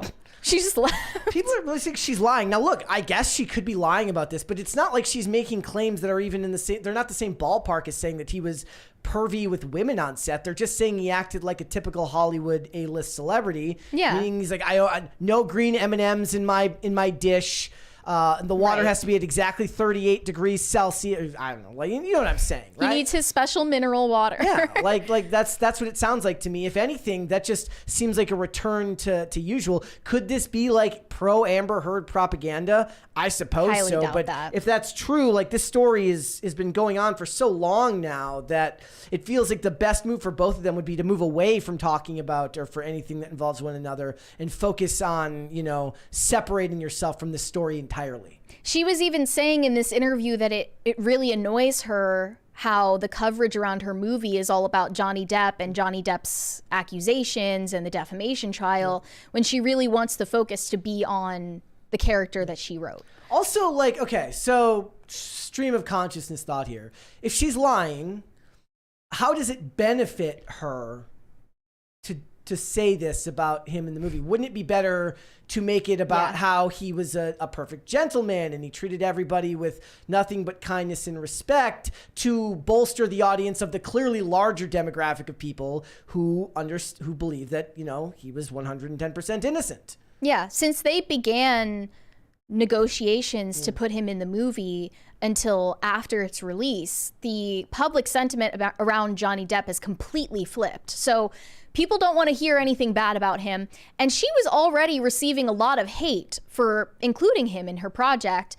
And you might remember that there was like a feminist protest at the Cannes Film Festival for him even being there, let alone starring in a movie again. And she faced a lot of backlash for that. So I want to give her credit just for having a balanced take and not framing this guy like he's some kind of angel. But also, it's not her place to comment on his legal troubles either. She probably would be sick of. It's kind of a have your cake, you need it too, though. Like you don't get to hire this dude and then pretend like it's not your. Right. It's not going to come up when you're doing these interviews. It's obviously going to be part of the discussion. Sure. It's like the people who hire Kevin Spacey now, and they're like, we just want to focus on the movie. I'm like, well, you put Kevin Spacey in your movie. You can do that, but you can't be surprised when people are like, so, did you leave him alone with anybody? Like what? Like, you know what I mean? Yeah. Colonel Kurtz actually had an interesting take on this. She posted, not gonna lie, this May Wen interview made Johnny Depp sound terrible. Not like an evil abuser or anything like that, don't get me wrong, but an inconsiderate, egotistical star who doesn't mind inconveniencing everyone around him, constantly and ridiculously tardy and resistant to the proper authority of the director, who took a huge chance keeping him in her film, despite all the criticism she knew that it would get. Which makes me wonder, is this who Depp is in these types of situations, or did the journalist intentionally misconstrue what May Wen said? It's hard to believe the latter, even after all we've seen. And y'all can whine at me for mentioning this, but it was a huge interview and I'm not going to just ignore it. Yeah. We got another 20 from Alfred LaRock. He said, loved you on Megyn Kelly. She had a lot of high school guys watching Fox News in the mid-2000s. Would you ever consider doing PCC in Megyn Kelly costume, custom dress and matching heels? Check the tapes, even Trump interview? What? What's that last part about? Maybe she interviewed Trump. I don't know. I don't think I'm going to do a Megyn Kelly cosplay. Well, like, I really do believe that there's just like everywhere you go, like right before CPAC, there's just the conservative dress store. They're the mini Megyn Kellys. That's where they go. They all get the dresses from the same store, and they look like they come off a factory line. Mm-hmm. I kind of love it. Yeah, it's a vibe. Yeah, it's all the same blue or red sheath dress. Yep. But yeah, I mean, I think the balanced take on this is, sounds like Johnny Depp is kind of hard to work with, and also he's not an evil abuser. I think those are perfectly, that's the nuance we were searching for. And that's the exact nuance that May Wen was saying in that interview is lacking when we talk about Me Too. I mean, this is something that these are the type of arguments that people make online when something comes out about someone. And then they're like, oh, this person's accused of this awful thing. Like, and I worked with him once and he was mean to everybody. I'm like, those don't correlate. Somebody's accused of like a severe crime has nothing necessarily to do with the fact that they were a jerk to you at work one day. Right. That's not how that works. Also, it's like you said earlier, people contain multitudes. Yeah. There's this story resurfacing about Keira Knightley. She, back in 2016, did an interview with Variety where she talked about how it was traumatizing when she starred in Pirates of the Caribbean. She was cast in the movie at 17 years old, and she says that this experience was absolutely traumatic for her. So here's what she said. I found it pretty horrific. I'm not an extrovert, so I found that level of scrutiny and that level of fame really hard. It was an age where you're becoming, you haven't become, and you need to make mistakes. It's a very precarious age, particularly for women. I rolled my eyes just a little bit. You're in some ways, particularly a woman part. Yeah, she said, you're in some ways still a child. It was traumatic, but it set up the rest of my career. And she continued saying that when she was in her early 20s, she had to undergo hypnotherapy so she didn't have panic attacks on the red carpet at the BAFTAs, and was later diagnosed with PTSD. Quote, I did have a mental breakdown at 22, so I took a year off there and was diagnosed with PTSD because of all that stuff. I went into deep therapy and all of that. I just think of, the men in Normandy and those who have died on the battlefield, those who come home missing limbs, surviving the atrocities of war, up in heaven, looking down on you as you tell me that, you want to say that it was rough. You want to say that you weren't expecting all the success. Is it PTSD? I'm going to register a very polite amount of skepticism. Well, personally. I don't know if she's saying it was related to the movie. I don't know if she's saying that she has PTSD from the movie. Okay.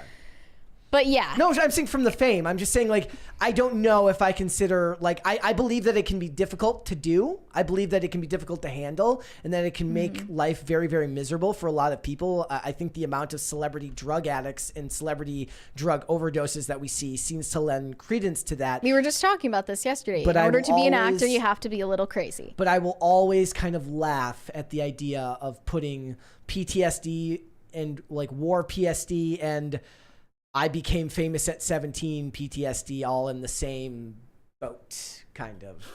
I don't know. I'm not going to say either way, but I agree with the general sentiment that a lot of these people have a little bit of crazy in them, and that's what makes it possible for them to do what they do. And I suppose it is true that, like, I also would consider myself more of an introvert and would not want to be recognized in public on a regular basis. I wouldn't. That sounds awful. Think Johnny Depp has a little crazy and Amber Heard has a lot of crazy, and then when you put those things together, it's just a tornado of crazy. And obviously it was an incredibly toxic relationship. And I really do believe that social media has kind of proven that human beings as a whole aren't really designed to be getting all of that much attention from, like, people, you know, like even people with large internet followings. It's like there's some disassociation there where it's like, oh, like sometimes, like when we started this show, right? Like right now there is, let's see, 1,300 some people watching the show. Now, like that's, you know, a lot of people. It's less than a lot of other streams. I think it's someone like Tim who gets 30,000, 40,000, 50,000 people watching him on a nightly basis.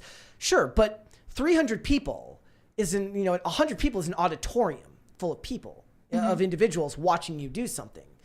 And there's a certain amount of anxiety that comes with that many people following your every move, especially if it's on that Hollywood scale where it's real world and it's not just internet fame. And it's, I get it. I just laugh at the comparison. It feels like there should be another term for it. You know what I think she left out is that Johnny Depp was terrorizing her the entire time they were on set together. Oh, is that what it was? You know what it was? He gave her PTSD. What it was? It's like Amber Heard being terrorized by Jason Momoa with his bohemian outfits, supposedly pretending to be Johnny Depp. She still wakes up in a hot sweat. She's like, oh my God.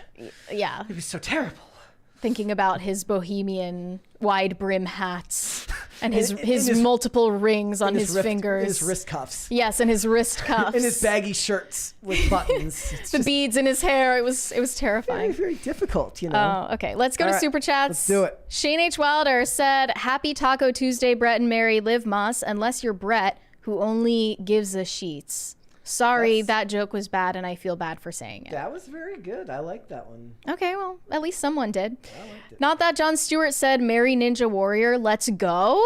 I like it. It's happening. It's all real. I really like the idea of a Mary Ninja Warrior. Let's do two more. No Diggity said, Brett, the chats notice your purdy plus hair today. Well, my hair is always pretty. I was actually... but is it always purdy? Yes, it's always purdy.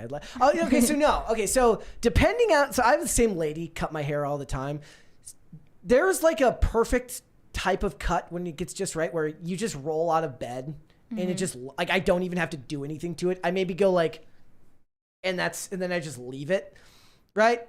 But then if just one thing gets screwed up... Then it's down. It could ruin your life for months. It just means you have to actually put in work, and I don't want to put in work with my hair. I want to pay to get it cut and then not have to do anything until it needs to be cut again. You have a haircut coming up, though. I had to push it a week, but you know.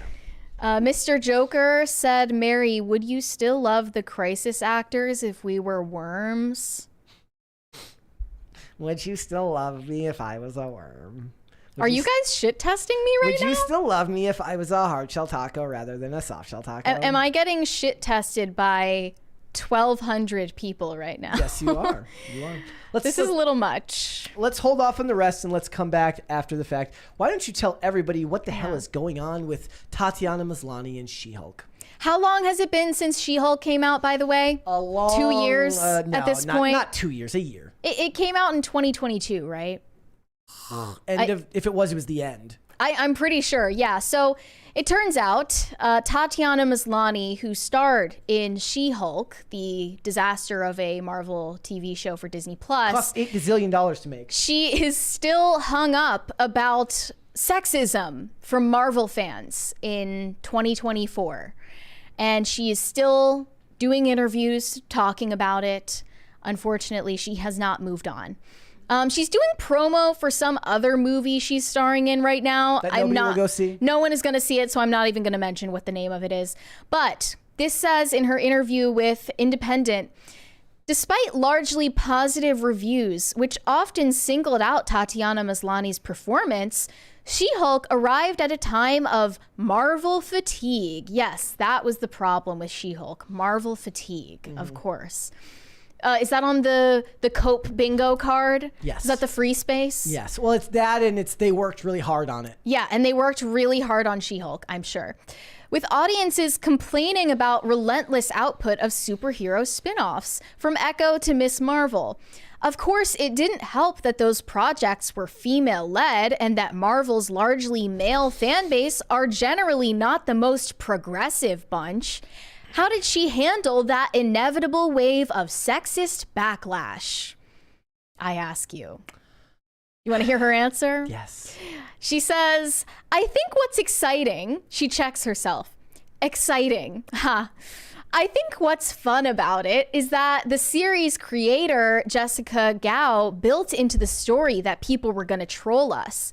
A scene in the 3rd episode, for example, airs fictional social media comments about Tatiana Maslany's character, such as, why does every superhero have to be a woman now? Sound familiar? When we started to get the same responses that Gao had actually baked into the writing, it felt like part of the fun. Well, the problem is the fun cost you a second season. How much did it cost for the first season? Like $200 million. The first season? More than that, I think. You spent $200 million knowing that everyone was going to hate it. I do love the idea that it's sexist, that they're talking about sexism, but like, I guess it's because a woman made it that it's okay to twerk. But if a guy made it, it would be sexist to twerk. Right. If a guy, right. if it was Johnny Gao rather than Jessica Gao, her twerking with who was it? Megan Thee Stallion. Megan Thee Stallion. That would be sexist. But because a woman said twerk for the viewers, it's not sexist anymore. Mm-hmm. That makes no sense. It's really feminist and empowering for She-Hulk to twerk with Megan Thee Stallion. And if you don't recognize that, you are a misogynist. Yeah. I can't. The idea that Marvel fans aren't progressive, especially the ones that are still going to the theaters, that's just wrong. The problem is you've lost the general audiences, and that's got nothing to do with you. Sadly, your performance being bad doesn't matter because nobody was going to watch it anyways, because people tuned out after Endgame. They really did. They'll come back for Spider-Man because they love Spider-Man, the character. I will die on the hill that for the most part, the biggest hurdle you have is that the goodwill used to come from the big name or from the big time comic book fans who could get you into understanding who these characters were outside of Captain America, the Hulk, and even Iron Man wasn't the mainstay name that he is now when the Marvel Cinematic Universe began. But when you start introducing alternate versions of Silver Surfer and pretending like the general audiences, those who aren't your long-term collectors, are going to have the same level of enthusiasm, it's not going to matter that She-Hulk had a couple of really good runs in the comics because people aren't watching with the same energy that they were when Endgame came out. A lot of those people were saying, they're like, oh, they're making more Marvel movies? Who are we talking about? Where they said like they went to... No, yeah, I was like at a hair salon and there were girls talking about Marvel all of a sudden. They were like, oh yeah, I didn't know they like put anything out since Endgame. Like they literally didn't know that Marvel was still making movies at this point. I know, but they're saying She-Hulk was created by Stan Lee. I know, but the point is that even the Hulk movies didn't do all that well because they were early days, Ang Lee and those were early days Marvel. And Mark Ruffalo is annoying in his own right. And Mark Ruffalo is your Hulk for the most part. Yeah. And putting $200 million behind a show like this isn't going to bring you money. Even Secret Wars couldn't do it, and Nick Fury is very popular. Well, I Secret think Invasion, sorry, a significant portion, I won't say a majority, I don't know. I think a significant portion of the people watching She-Hulk were hate watching it, just out of morbid curiosity, because there was just so much hate on the show at the time, justified. But a second season has still not been announced for She-Hulk. And they theorize part of the reason for this is that Tatiana Maslany threw shade at Bob Iger himself while the strikes were still happening last year. This says the chances of Tatiana Maslany returning to She-Hulk may have diminished slightly last summer when she called Disney's big boss Bob Iger, quote, completely out of touch. The multimillionaire CEO had, during the long months of the SAG-AFTRA strike that ground Hollywood to a halt, called the actors' union demands for a fairer wage unrealistic.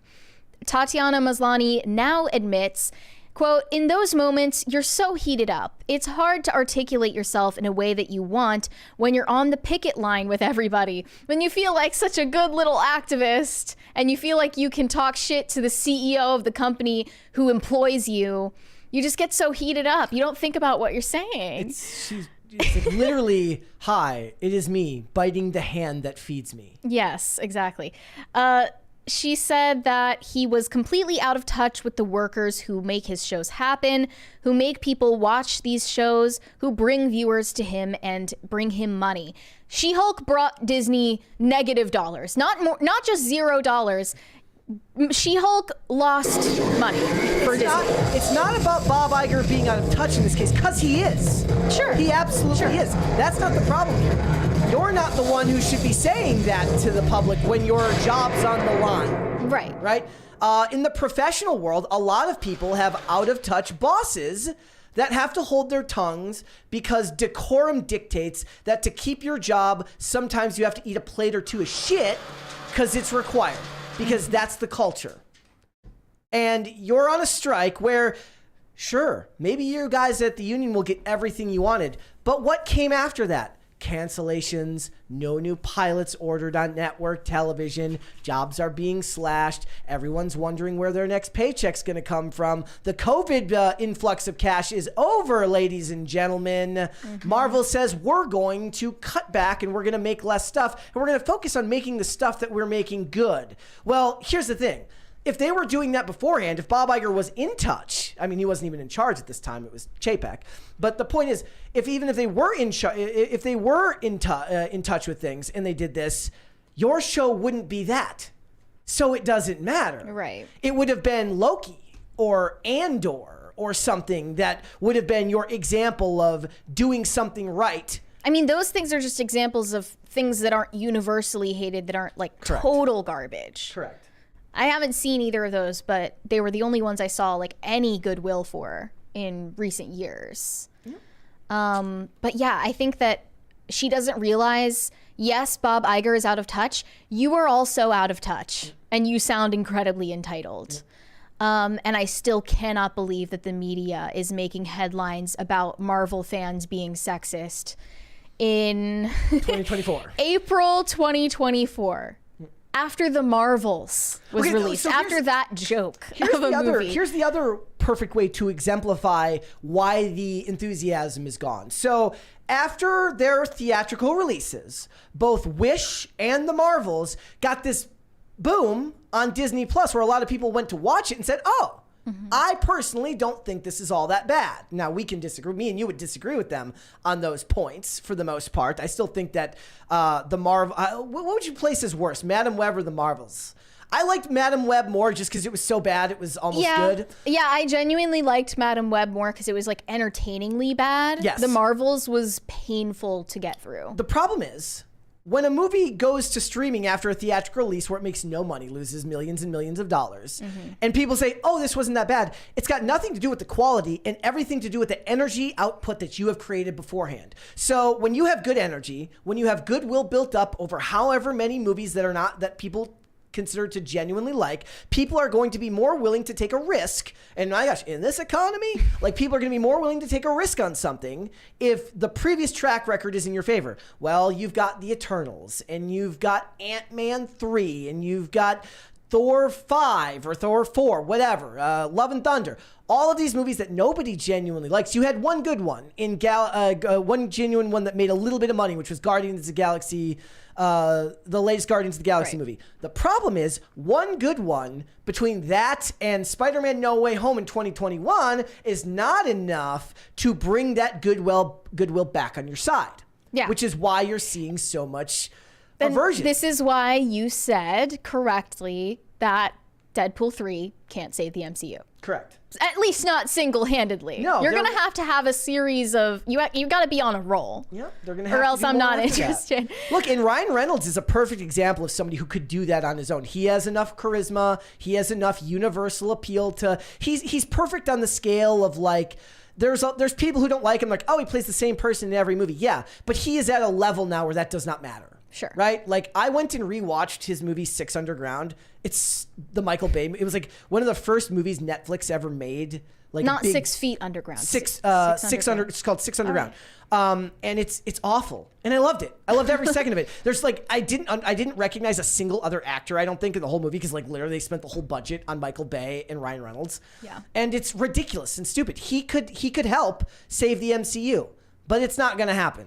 They won't let it. We have a $20 from That Stanzatastic saying, do you think it would have mattered if we kept Edward Norton as Hulk? No, because Edward Norton is too outspoken of an actor that I think he would have been too combative with directors and wanted to portray outspoken in what way? He loves his he's going to advocate for how he thinks a portrayal should be, and he's going to get into it with the directors. I think most of the Marvel actors, sans say Robert Downey Jr., are probably pretty good at, and even he's probably pretty good, taking direction and doing what they're told on these sets. Okay, at first I thought by outspoken you meant the Mark Ruffalo kind of outspoken. No, I mean can't that stop tweeting. That he's going to be the type of actor that's going to go toe to toe with the director on how he feels that a portrayal should be. Well, Henry Cavill does that. There's like a time and place for it. But he's a DC guy, and that's and even then he kind of got backdropped in all of his stuff anyways. So. Yep. Now, whether Eric Bana or Lou Ferrigno, not actually Lou Ferrigno, he's too old, but yes, I don't know, is Lou Ferrigno still alive? I think he's still alive. I did not hate the Edward Norton version, but it's one of those ones where, again, you go back and you rewatch 2008 or earlier Marvel stuff, like in the earliest days of the MCU or before, and you're just shocked at how few jokes are in it. And you get actual serious dialogue that's meant to be taken seriously. It's kind of revelatory. Like, I would love that again. There's no chance of serious dialogue meant to be taken seriously in anything new from Marvel at this point. Let's go to Super Chats then, shall we? Quiet Inari said, I have a meme for Mary, but I have no Twitter. Can I send it on Insta? Better to send it to Brett, right? Memes? You check your DMs. Mine are a mess. I get to some of, look, I apologize if I don't get to DMs. It's not personal. I just, a lot of times I do that thing where I look at it and I'm like, I'm gonna respond, and then I never make it back to it. Yeah. It's not on purpose. I just stopped looking. Shane H. Wilder said, I learned German and only remember bits and pieces. I actually know more Latin for obvious reasons than German. Better to know Latin than German, in my opinion. Let's do 2 more. Boosted Yogi said, Mary, you are glowing today. What happened? Brett looking dapper as always. I think it's because you're wearing a lighter color today. Maybe. You're not wearing black. Something I often do. Yes. Or I'm pregnant somehow. Immaculate Conception. Yeah. Here's a house reference. Add it to the PCC bingo card where he fakes Immaculate Conception with these two patients to win a bet with Wilson. What? Where like this woman comes in with her husband and finds out she's pregnant, but they supposedly haven't had sex, and they were going to wait till marriage, and then he finds out that she cheated, but Wilson bets him that he can't actually get a gift over Christmas from a patient because it requires him to actually be nice to them. So he lies for this lady and says it's Immaculate Conception and gets a gift. Well, actually, Immaculate Conception, it refers to Mary's conception in the womb without sin. Not Jesus' conception. In the show, they say, you faked a scientific miracle to win a bet with Wilson, because it was more of an argument. Shane H. Wilder said, Netflix has been weighed, Netflix has been measured, and Netflix has been found wanting. Netflix is going to need to, like...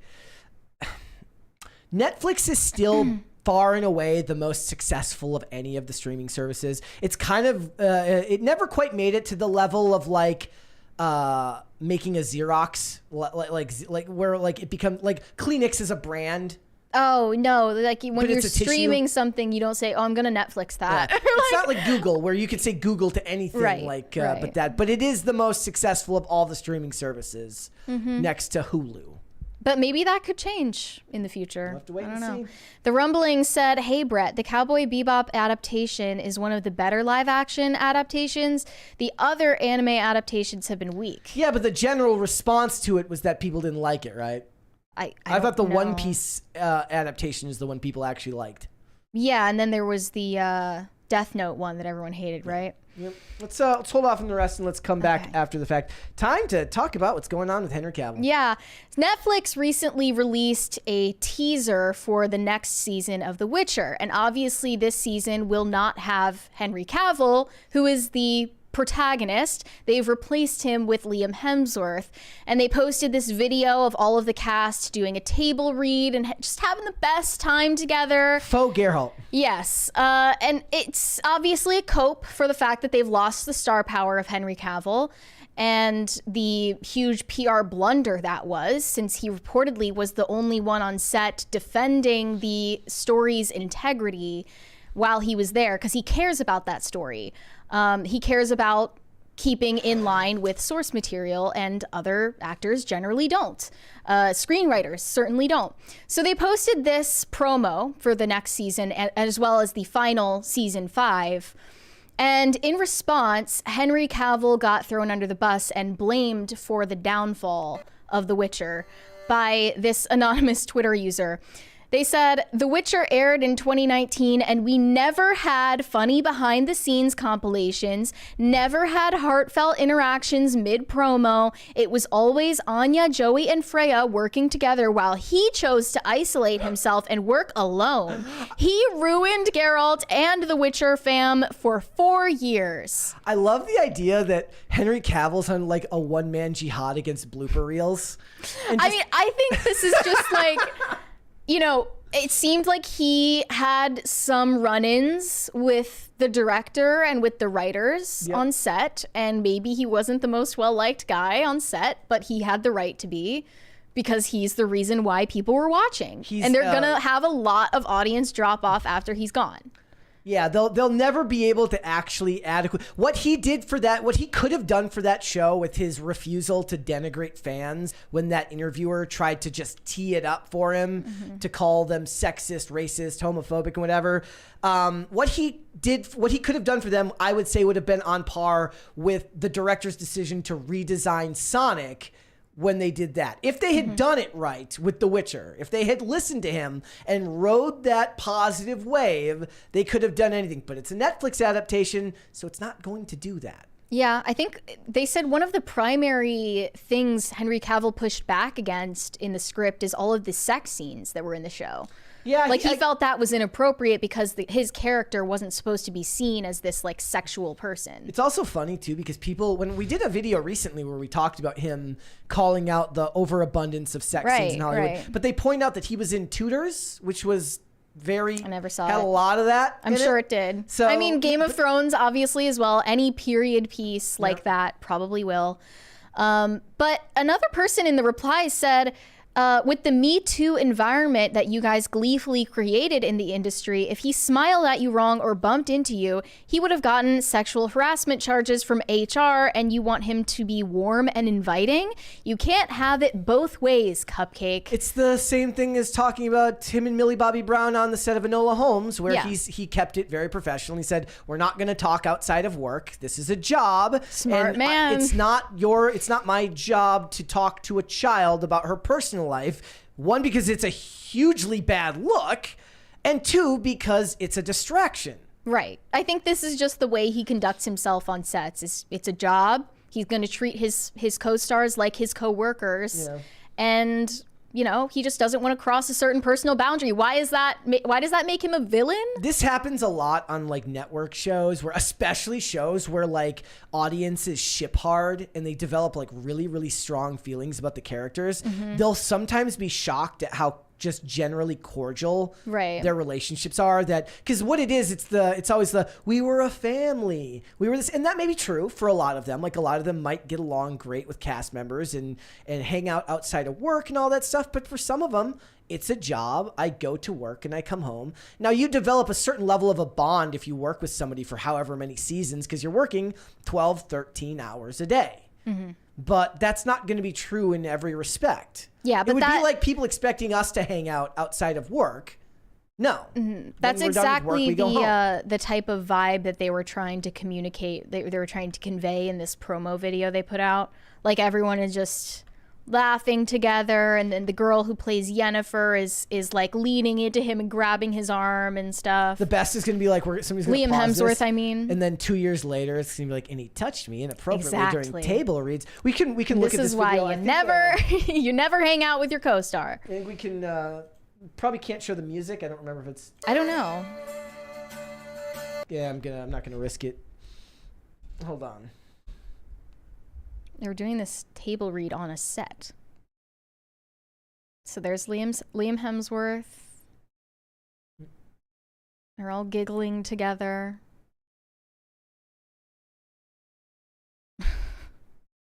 And this is what that account was trying to say, is these were the heartfelt interactions in promo and funny behind the scenes compilations. Why don't you just enjoy the show itself?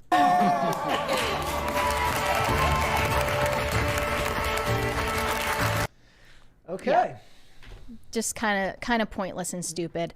But in other Henry Cavill news, the Warhammer 40K show at Amazon is still in development, and I recently saw there were some leaks shared on 4chan, allegedly. I mean, obviously none of this is confirmed because they're anonymous posts. They're saying that basically Henry Cavill is threatening to leave that show over changes that they're trying to make to the lore at the behest of Amazon executives. So I'm not going to read out the whole post. And I don't have all the context because I just did a crash course in all of this lore today. But what they're saying is the studio, Games Workshop, is it? Yeah. Yeah, they aren't really supporting these changes at all. They're just in there because Amazon is forcing them to put female custodies into the new show, and they need them to exist in the lore beforehand, which is why the official account for Warhammer 40K recently tweeted that they've always been in the game and gaslit everyone into thinking that, even though for decades, literally decades, that has never been the case. It's a stage 4 cancer situation, they say. A business partnership shared the cancer from one company to the other. Games Workshop does not actually want this lore change and are trying to do it as minimally as possible. No models, no art, no future mentions of them, etc. Henry Cavill is threatening to walk away from the Warhammer show if they force him to include token female custodies in the Eisenhorn series or other such DEI changes. Cavill might have caused the situation on accident because he leaked the show before the paperwork was finalized, which gave Amazon a lot more negotiation power than they should have had at the time. And they were always going to take that power if they can get it. The official, as these networks do. Right. The official announcement for the Warhammer series was just in December last year, but the leak came in December 2022 because Henry Cavill kind of let it slip that this was in the works before their contracts were finalized. So now Amazon executives like Jen Psaki, for instance, are in a great position to insert whatever woke changes they want. She's like, oh my gosh, rings of power too. Yeah, exactly. Let's go. They kind of, Warhammer definitely has a smaller fan base than Lord of the Rings. I'll grant that. But this is what they love doing to franchises, and this is what they love doing to IP. They just love stirring shit for no reason. I love the idea that somebody comes in and goes, here's what we're going to do. We're just going to make it as it was. And somebody goes, well, how about, no. But maybe, no. Yeah. Like, imagine a world with less work because it's already done. What if you didn't need to go through all the work of retconning things? What if you didn't make it for modern audiences? Yes. This 4chan post says social media department at Games Workshop jumped the gun and tried to put out fires with the wrong hose. Intent is to push female Custodes characters in the Amazon show without breaking lore. Seems kind of impossible because Amazon execs wanted a woman in power armor and wouldn't settle for Sisters of Battle, I believe it is. People involved in the show are pissed because they've been moving ahead on Eisenhorn. Talks of inserting said female Custodes into the story, with Cavill threatening to walk away from the project. They really need better social media employees. I mean, I think they need better executives and better employees in general. Cavill will be in an article heading to Games Workshop headquarters to work on the new series this week or next to, I presume, quell all of these worries from this social media debate that has started over the last couple weeks. This is like when we're talking about, say, the Targaryens that we just discussed earlier with House of the Dragon, or even when I went to see the Ministry of Ungentlemanly Warfare. There's a character named Heron who's honestly maybe my second favorite character in the whole movie. But he's not based on a real person like the rest of the characters in there. They did it because it was a way to put in diverse characters. Now, to their credit, the one that they added in the Ministry of Ungentlemanly Warfare is actually done really, really well, and the actor is fantastic. So it's a little bit different. But the point is, likely, Guy Ritchie gets this movie independently produced through Lionsgate, and they're like, look, we'll help fund this movie, but we've got some demands that come with the storytelling.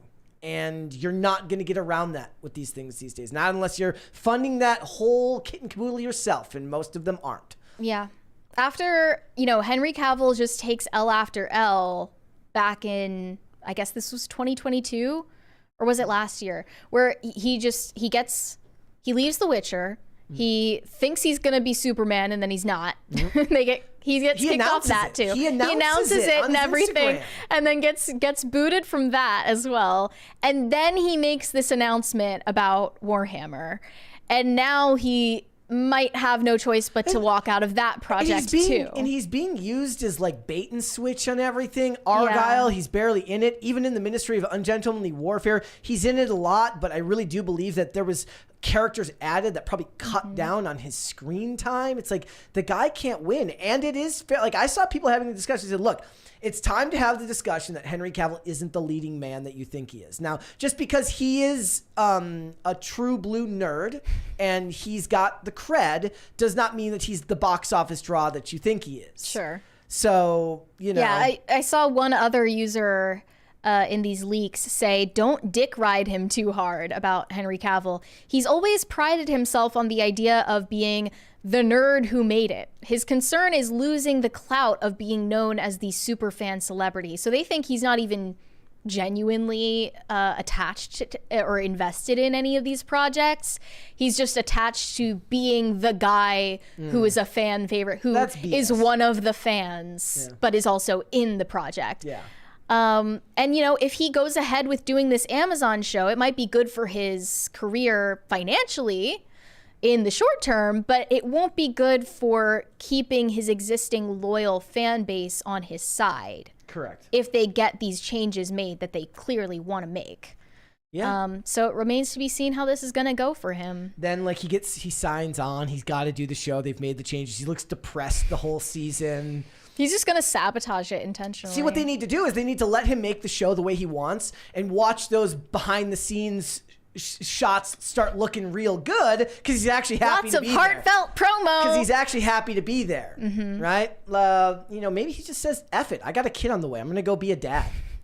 Yeah, there's just too much crisis management PR taking over Hollywood right now. When you really could pare down your focus on just making an original story in the first place. You never needed to pick up an IP in the first place. People have been consistently asking for original shows. I understand a lot of people got excited when they saw Henry Cavill Warhammer show in a headline, but things aren't really that simple. It's we're looking for new stuff, but the thing is I feel like the new stuff in Hollywood is designated more towards a woman audience, whether it's the stuff about Anna Delvey, Or it's biopics, which isn't really original. When people say that there's no new stuff, they're wrong. All of the slop that's dumped onto streaming proves that there's new stuff made all the time. Yeah, I think what we mean is we want original good stuff. And what they mean is at the big budget studio level. Right. They want the movies to be filled with new ideas. But look, I love the creator. It didn't make any money. So how many failed movies can they make before they say, look, okay, the creator made no money. It didn't make its money back. It only cost $80 million. Well, what if we make a Star Wars movie and sure, everybody hates it and it costs us $200 million, but it at least makes its money back based solely on the limping frame of its IP. That's honestly not even guaranteed anymore. Yep. No, it's not. Doesn't really matter whether something is original or if it's IP based at this point. It's a struggle to get anything past the point of making a profit anyway.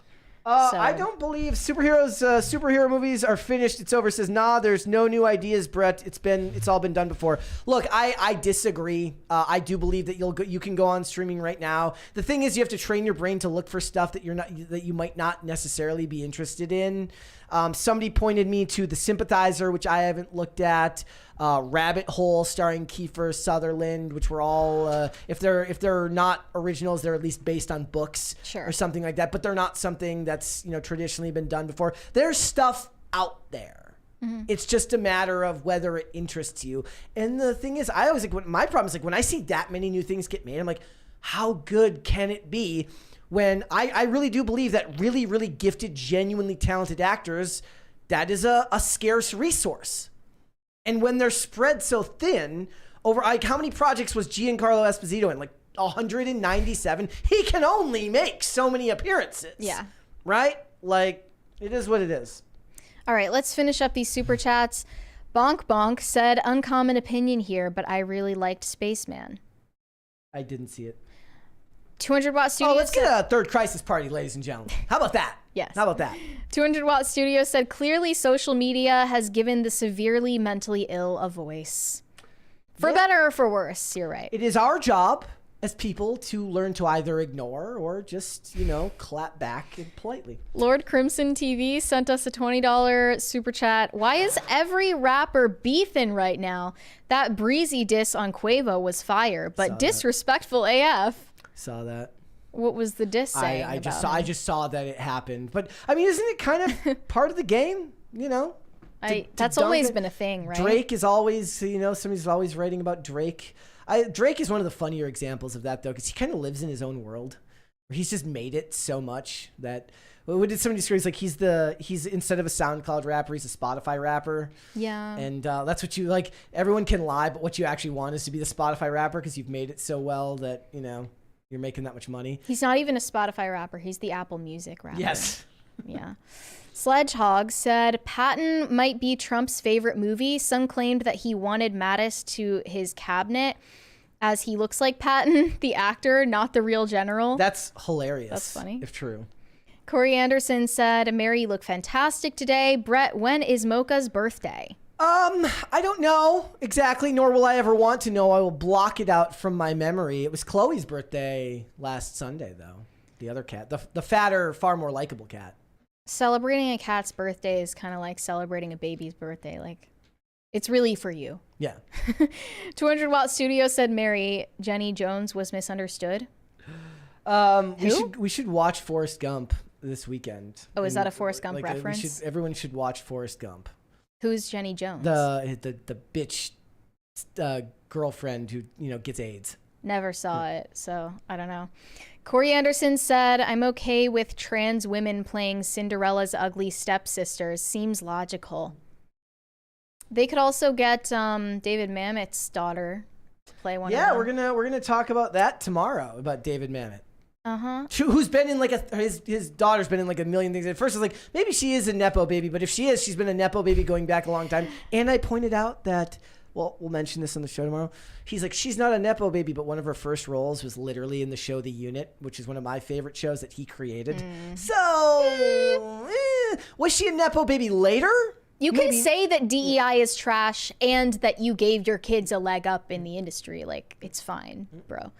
Gordon Shumway said, so wait, you have to be blind to voice a blind cartoon character, but you don't have to be female to play a Disney evil queen? Isn't this taking away jobs for tall, angular females? Where are the SJWs at? There should be overt anger from ex-WNBA players who could be working right now because seriously. Of this. And they need it. They need that work. One of the hardest things for me to do is like to pull those examples. You know, like you have to be able to kind of think asymmetrically when you come back with these types of arguments against these types of policies. Like, for instance, I saw this video the other day, it was one of those things where they're talking about like a girl, she gets, she's like getting like robbed in public and there's a guy he's just sitting on the grass, not doing anything. Yeah. And somebody's like, beta male doesn't help woman who's getting assaulted. And I said, no, woman fails at being a strong, independent woman. It's not that he failed at being an alpha male. It's that she failed at being a strong, independent woman. You got to shift the focus elsewhere. I saw another caption that said, just save my life, you disgusting incel. Exactly. Yeah, that was a bad video. I mean, we've seen too many examples of that. She was like Jenny Jones was apparently, I thought that, what was Jenny's last name in Forrest Gump? She was like I guess a talk show host of some sort. I don't know. I know who Sally Jesse Raphael is. I don't know who Jenny Jones is. Shane H. Wilder said, no, Mary, you aren't taking it too far. It's a drag show with an evil queen. It is very inappropriate for children. Well, I'm glad someone is going to back me up on that. Corey Anderson said, Mary, do you have a cat? No, I do not. Shane H. Wilder. Did you have pets growing up? Yeah, growing up. I mean, I definitely don't want one. No. I'm in a 1-bedroom apartment and like, no thanks. It would run amok. Yeah, no thanks. Shane H. Wilder said the squirrels and rabbits in my neighborhood are very relaxed around humans. The possums are another story. Okay. Shane H. Wilder said dedicating a film to Roman Polanski's lawyer. Was Victor Salva's lawyer unavailable? Look, we say all the time, like the last job in the world where you're allowed to just be evil, you know, is the defense attorney. Because it's your job to just, you know, be mean to people. Sounds like a nice gig if you didn't have to go through law school for it. You would be great at it. Alfred LaRock said she wore a dress and heels to interview Trump during first election. I thought it was a bold strategy knowing his predilections. So because Megyn Kelly? Megyn Kelly, I guess. Okay. Yeah. I mean, that seems like a fairly normal thing to wear as a female news anchor. But in the chat, Captain K says lawyers are evil. Yes, but they're a societal requirement. So you get a job where you're required to exist and you get to be evil if you're a defense attorney. Plus, who really trusts state prosecutions these days anyways? Not I. Nitro Laser said Mary and Brett should do a Taco Bell mukbang video. I don't think I could handle it. No? No. I'm one of those people where I get full really quickly and then I'm hungry 10 minutes later. That's annoying. Yes. I mean, we could do a mukbang for episode 600, right? That's coming up. We could do that maybe after the main part of the show. We just sit in... Unless some of you have an extreme revulsion to chewing sounds. That's me. I am people. But you can't you. Can you listen to yourself chew? I mean, not if I have to hear it in the feedback of the headphones. It's like that must be a torturous existence. It kind of is. Guys, we're like 3/4 the way to that third crisis party. Let's get there. Shane H. Wilder said, you guys got it all wrong, and honestly, I'm shocked y'all haven't figured it out yet. Mary is doing back-to-back appearances on Ghost Hunters and Ghost Adventures. LOL, sorry, Mary, I couldn't resist. You could do that. Yes, except I'm the ghost that they're hunting. Is that what you mean? Pretty good idea. It's a pretty good idea. Elizabeth Schuster said, when I listen to you guys in the background while I'm cleaning or cooking, the crisis meter goes off. I have to stop what I'm doing and dance with you guys. Have a great day, Brett and Mary. Heart emoji. Oh, that was very nice. That was very nice. I'm glad that we can do dance breaks with you. Dr. Larsena said, it's more than that, Mary. Not only did... Who is SH? She-Hulk. She-Hulk. Not only did She-Hulk not make money, not only did it lose millions, but it also cost the Marvel brand equity far more than it lost Disney money. Yeah, I mean, it definitely hurt the branding. That is for sure. The Rumbling said One Piece was only visually done well. The One Piece characters were like Shyamalan-style airbender characters. They sucked. That doesn't sound good. Brewmaster Monk said Marvel should hire Kenneth Branagh. He did. He did Thor.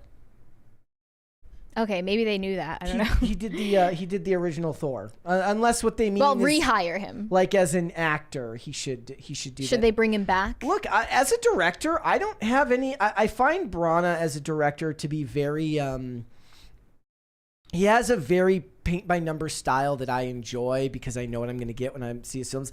I enjoyed Death on the Nile a little bit more than I enjoyed A Haunting in Venice, only because I fell asleep for about 15 minutes when we went to see A Haunting in Venice because I was very, very tired that night. I think but I as an actor, I really, really like Branagh. So like when I watch Tenet and I see them trying to make him into this like very, very scary bad guy, even though he looks, I don't know how tall he is, but he always looks like he's 5'6" to me. He just looks very tiny. I like him as an actor, and I liked him in that film. Not so much when they make him do the Russian accent. But if you want to see a really good thing with him in it, assuming you like something that's a slow burn, watch the show Wallander. Missed this $20 from Gordon Shumway. He said Jenny Jones was a daytime talk show host. She made major headlines when she did a show that introduced people to their secret admirers. One of them was gay, and the subject did not look amused. He later killed him. What? The secret admirer killed the guy, or that the guy killed his secret admirer? That is crazy. Talk about like, what do they call it? Gay panic? Yeah. Yeah. That was a huge trope especially in the 90s. Weird. Yeah. Thank you guys. Dance. I actually don't know if I can. Is it a fake crisis party? I guess not. It's like not updating on our end. So that's weird. Apparently it worked. Oh, I think that's why. So yeah, it did. It went through. Okay, we're good. That was a real crisis party. Brewmaster Monk said, today I learned Kenneth Branagh directed the first Thor movie.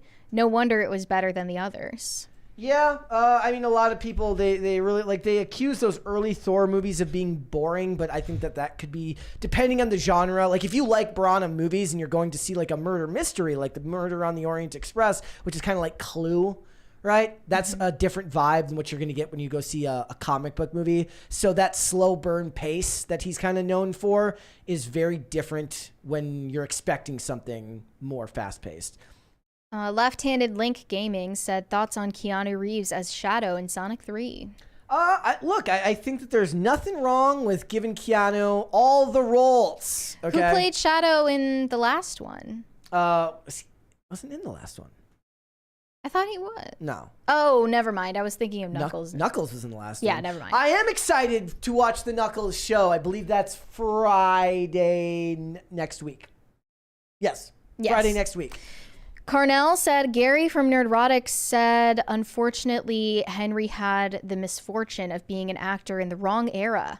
Brett, go watch Denzel's 1995 movie Virtuosity. That's one I haven't seen. That's one of those movies that I remember the cover very well, but I have not seen. There's a couple from that era. Kind of like Time Cop and a couple of other movies from that genre. I finally got around to watching the movie Ronin, which I had seen the cover of for years, but never actually watched the movie, starring Robert De Niro. It was good. I enjoyed it, but it was not what I was expecting, I guess. So, yeah. If Henry Cavill is an actor in the wrong era, then what era was he meant for? That would be interesting to ask what era, like the 90s? Are we talking like a 90s action star? Because I don't think of him in the same way that I think of like the 80s action stars, like a Stallone or an Arnie. Was he supposed to be a Marlon Brando? Yeah, interesting. I don't know. All right, guys. That's everything. I believe we got them all. Yeah, we're caught up. Mm-hmm. Okay, guys, before we go, would you hit the like button on this video and subscribe to this channel if you have not done so already? Again, please and thank you. Mary, where can they find you? Yes, you can send me validation on Instagram at Mary Archived, or you can send me hate on X. That is also Mary Archived. Okay. All right. If you would like to follow me, guys, Instagram and Twix at Brett Dasovic. This show is here 5 days a week, Monday through Friday, 3 p.m. Eastern Standard Time. That is noon Pacific. We are on Amazon Music, Apple Podcasts, Pandora, and Spotify if you would prefer to listen rather than watch. And if you want to follow the show on social media. I almost forgot what I was doing there. At popculture_show. Facebook and TikTok at Pop Culture Crisis. We're not on TikTok anymore. They banned us. And on Instagram at Pop Culture Crisis Pod. Guys, we will be back with another episode tomorrow. We will see you then. Bye. Bye.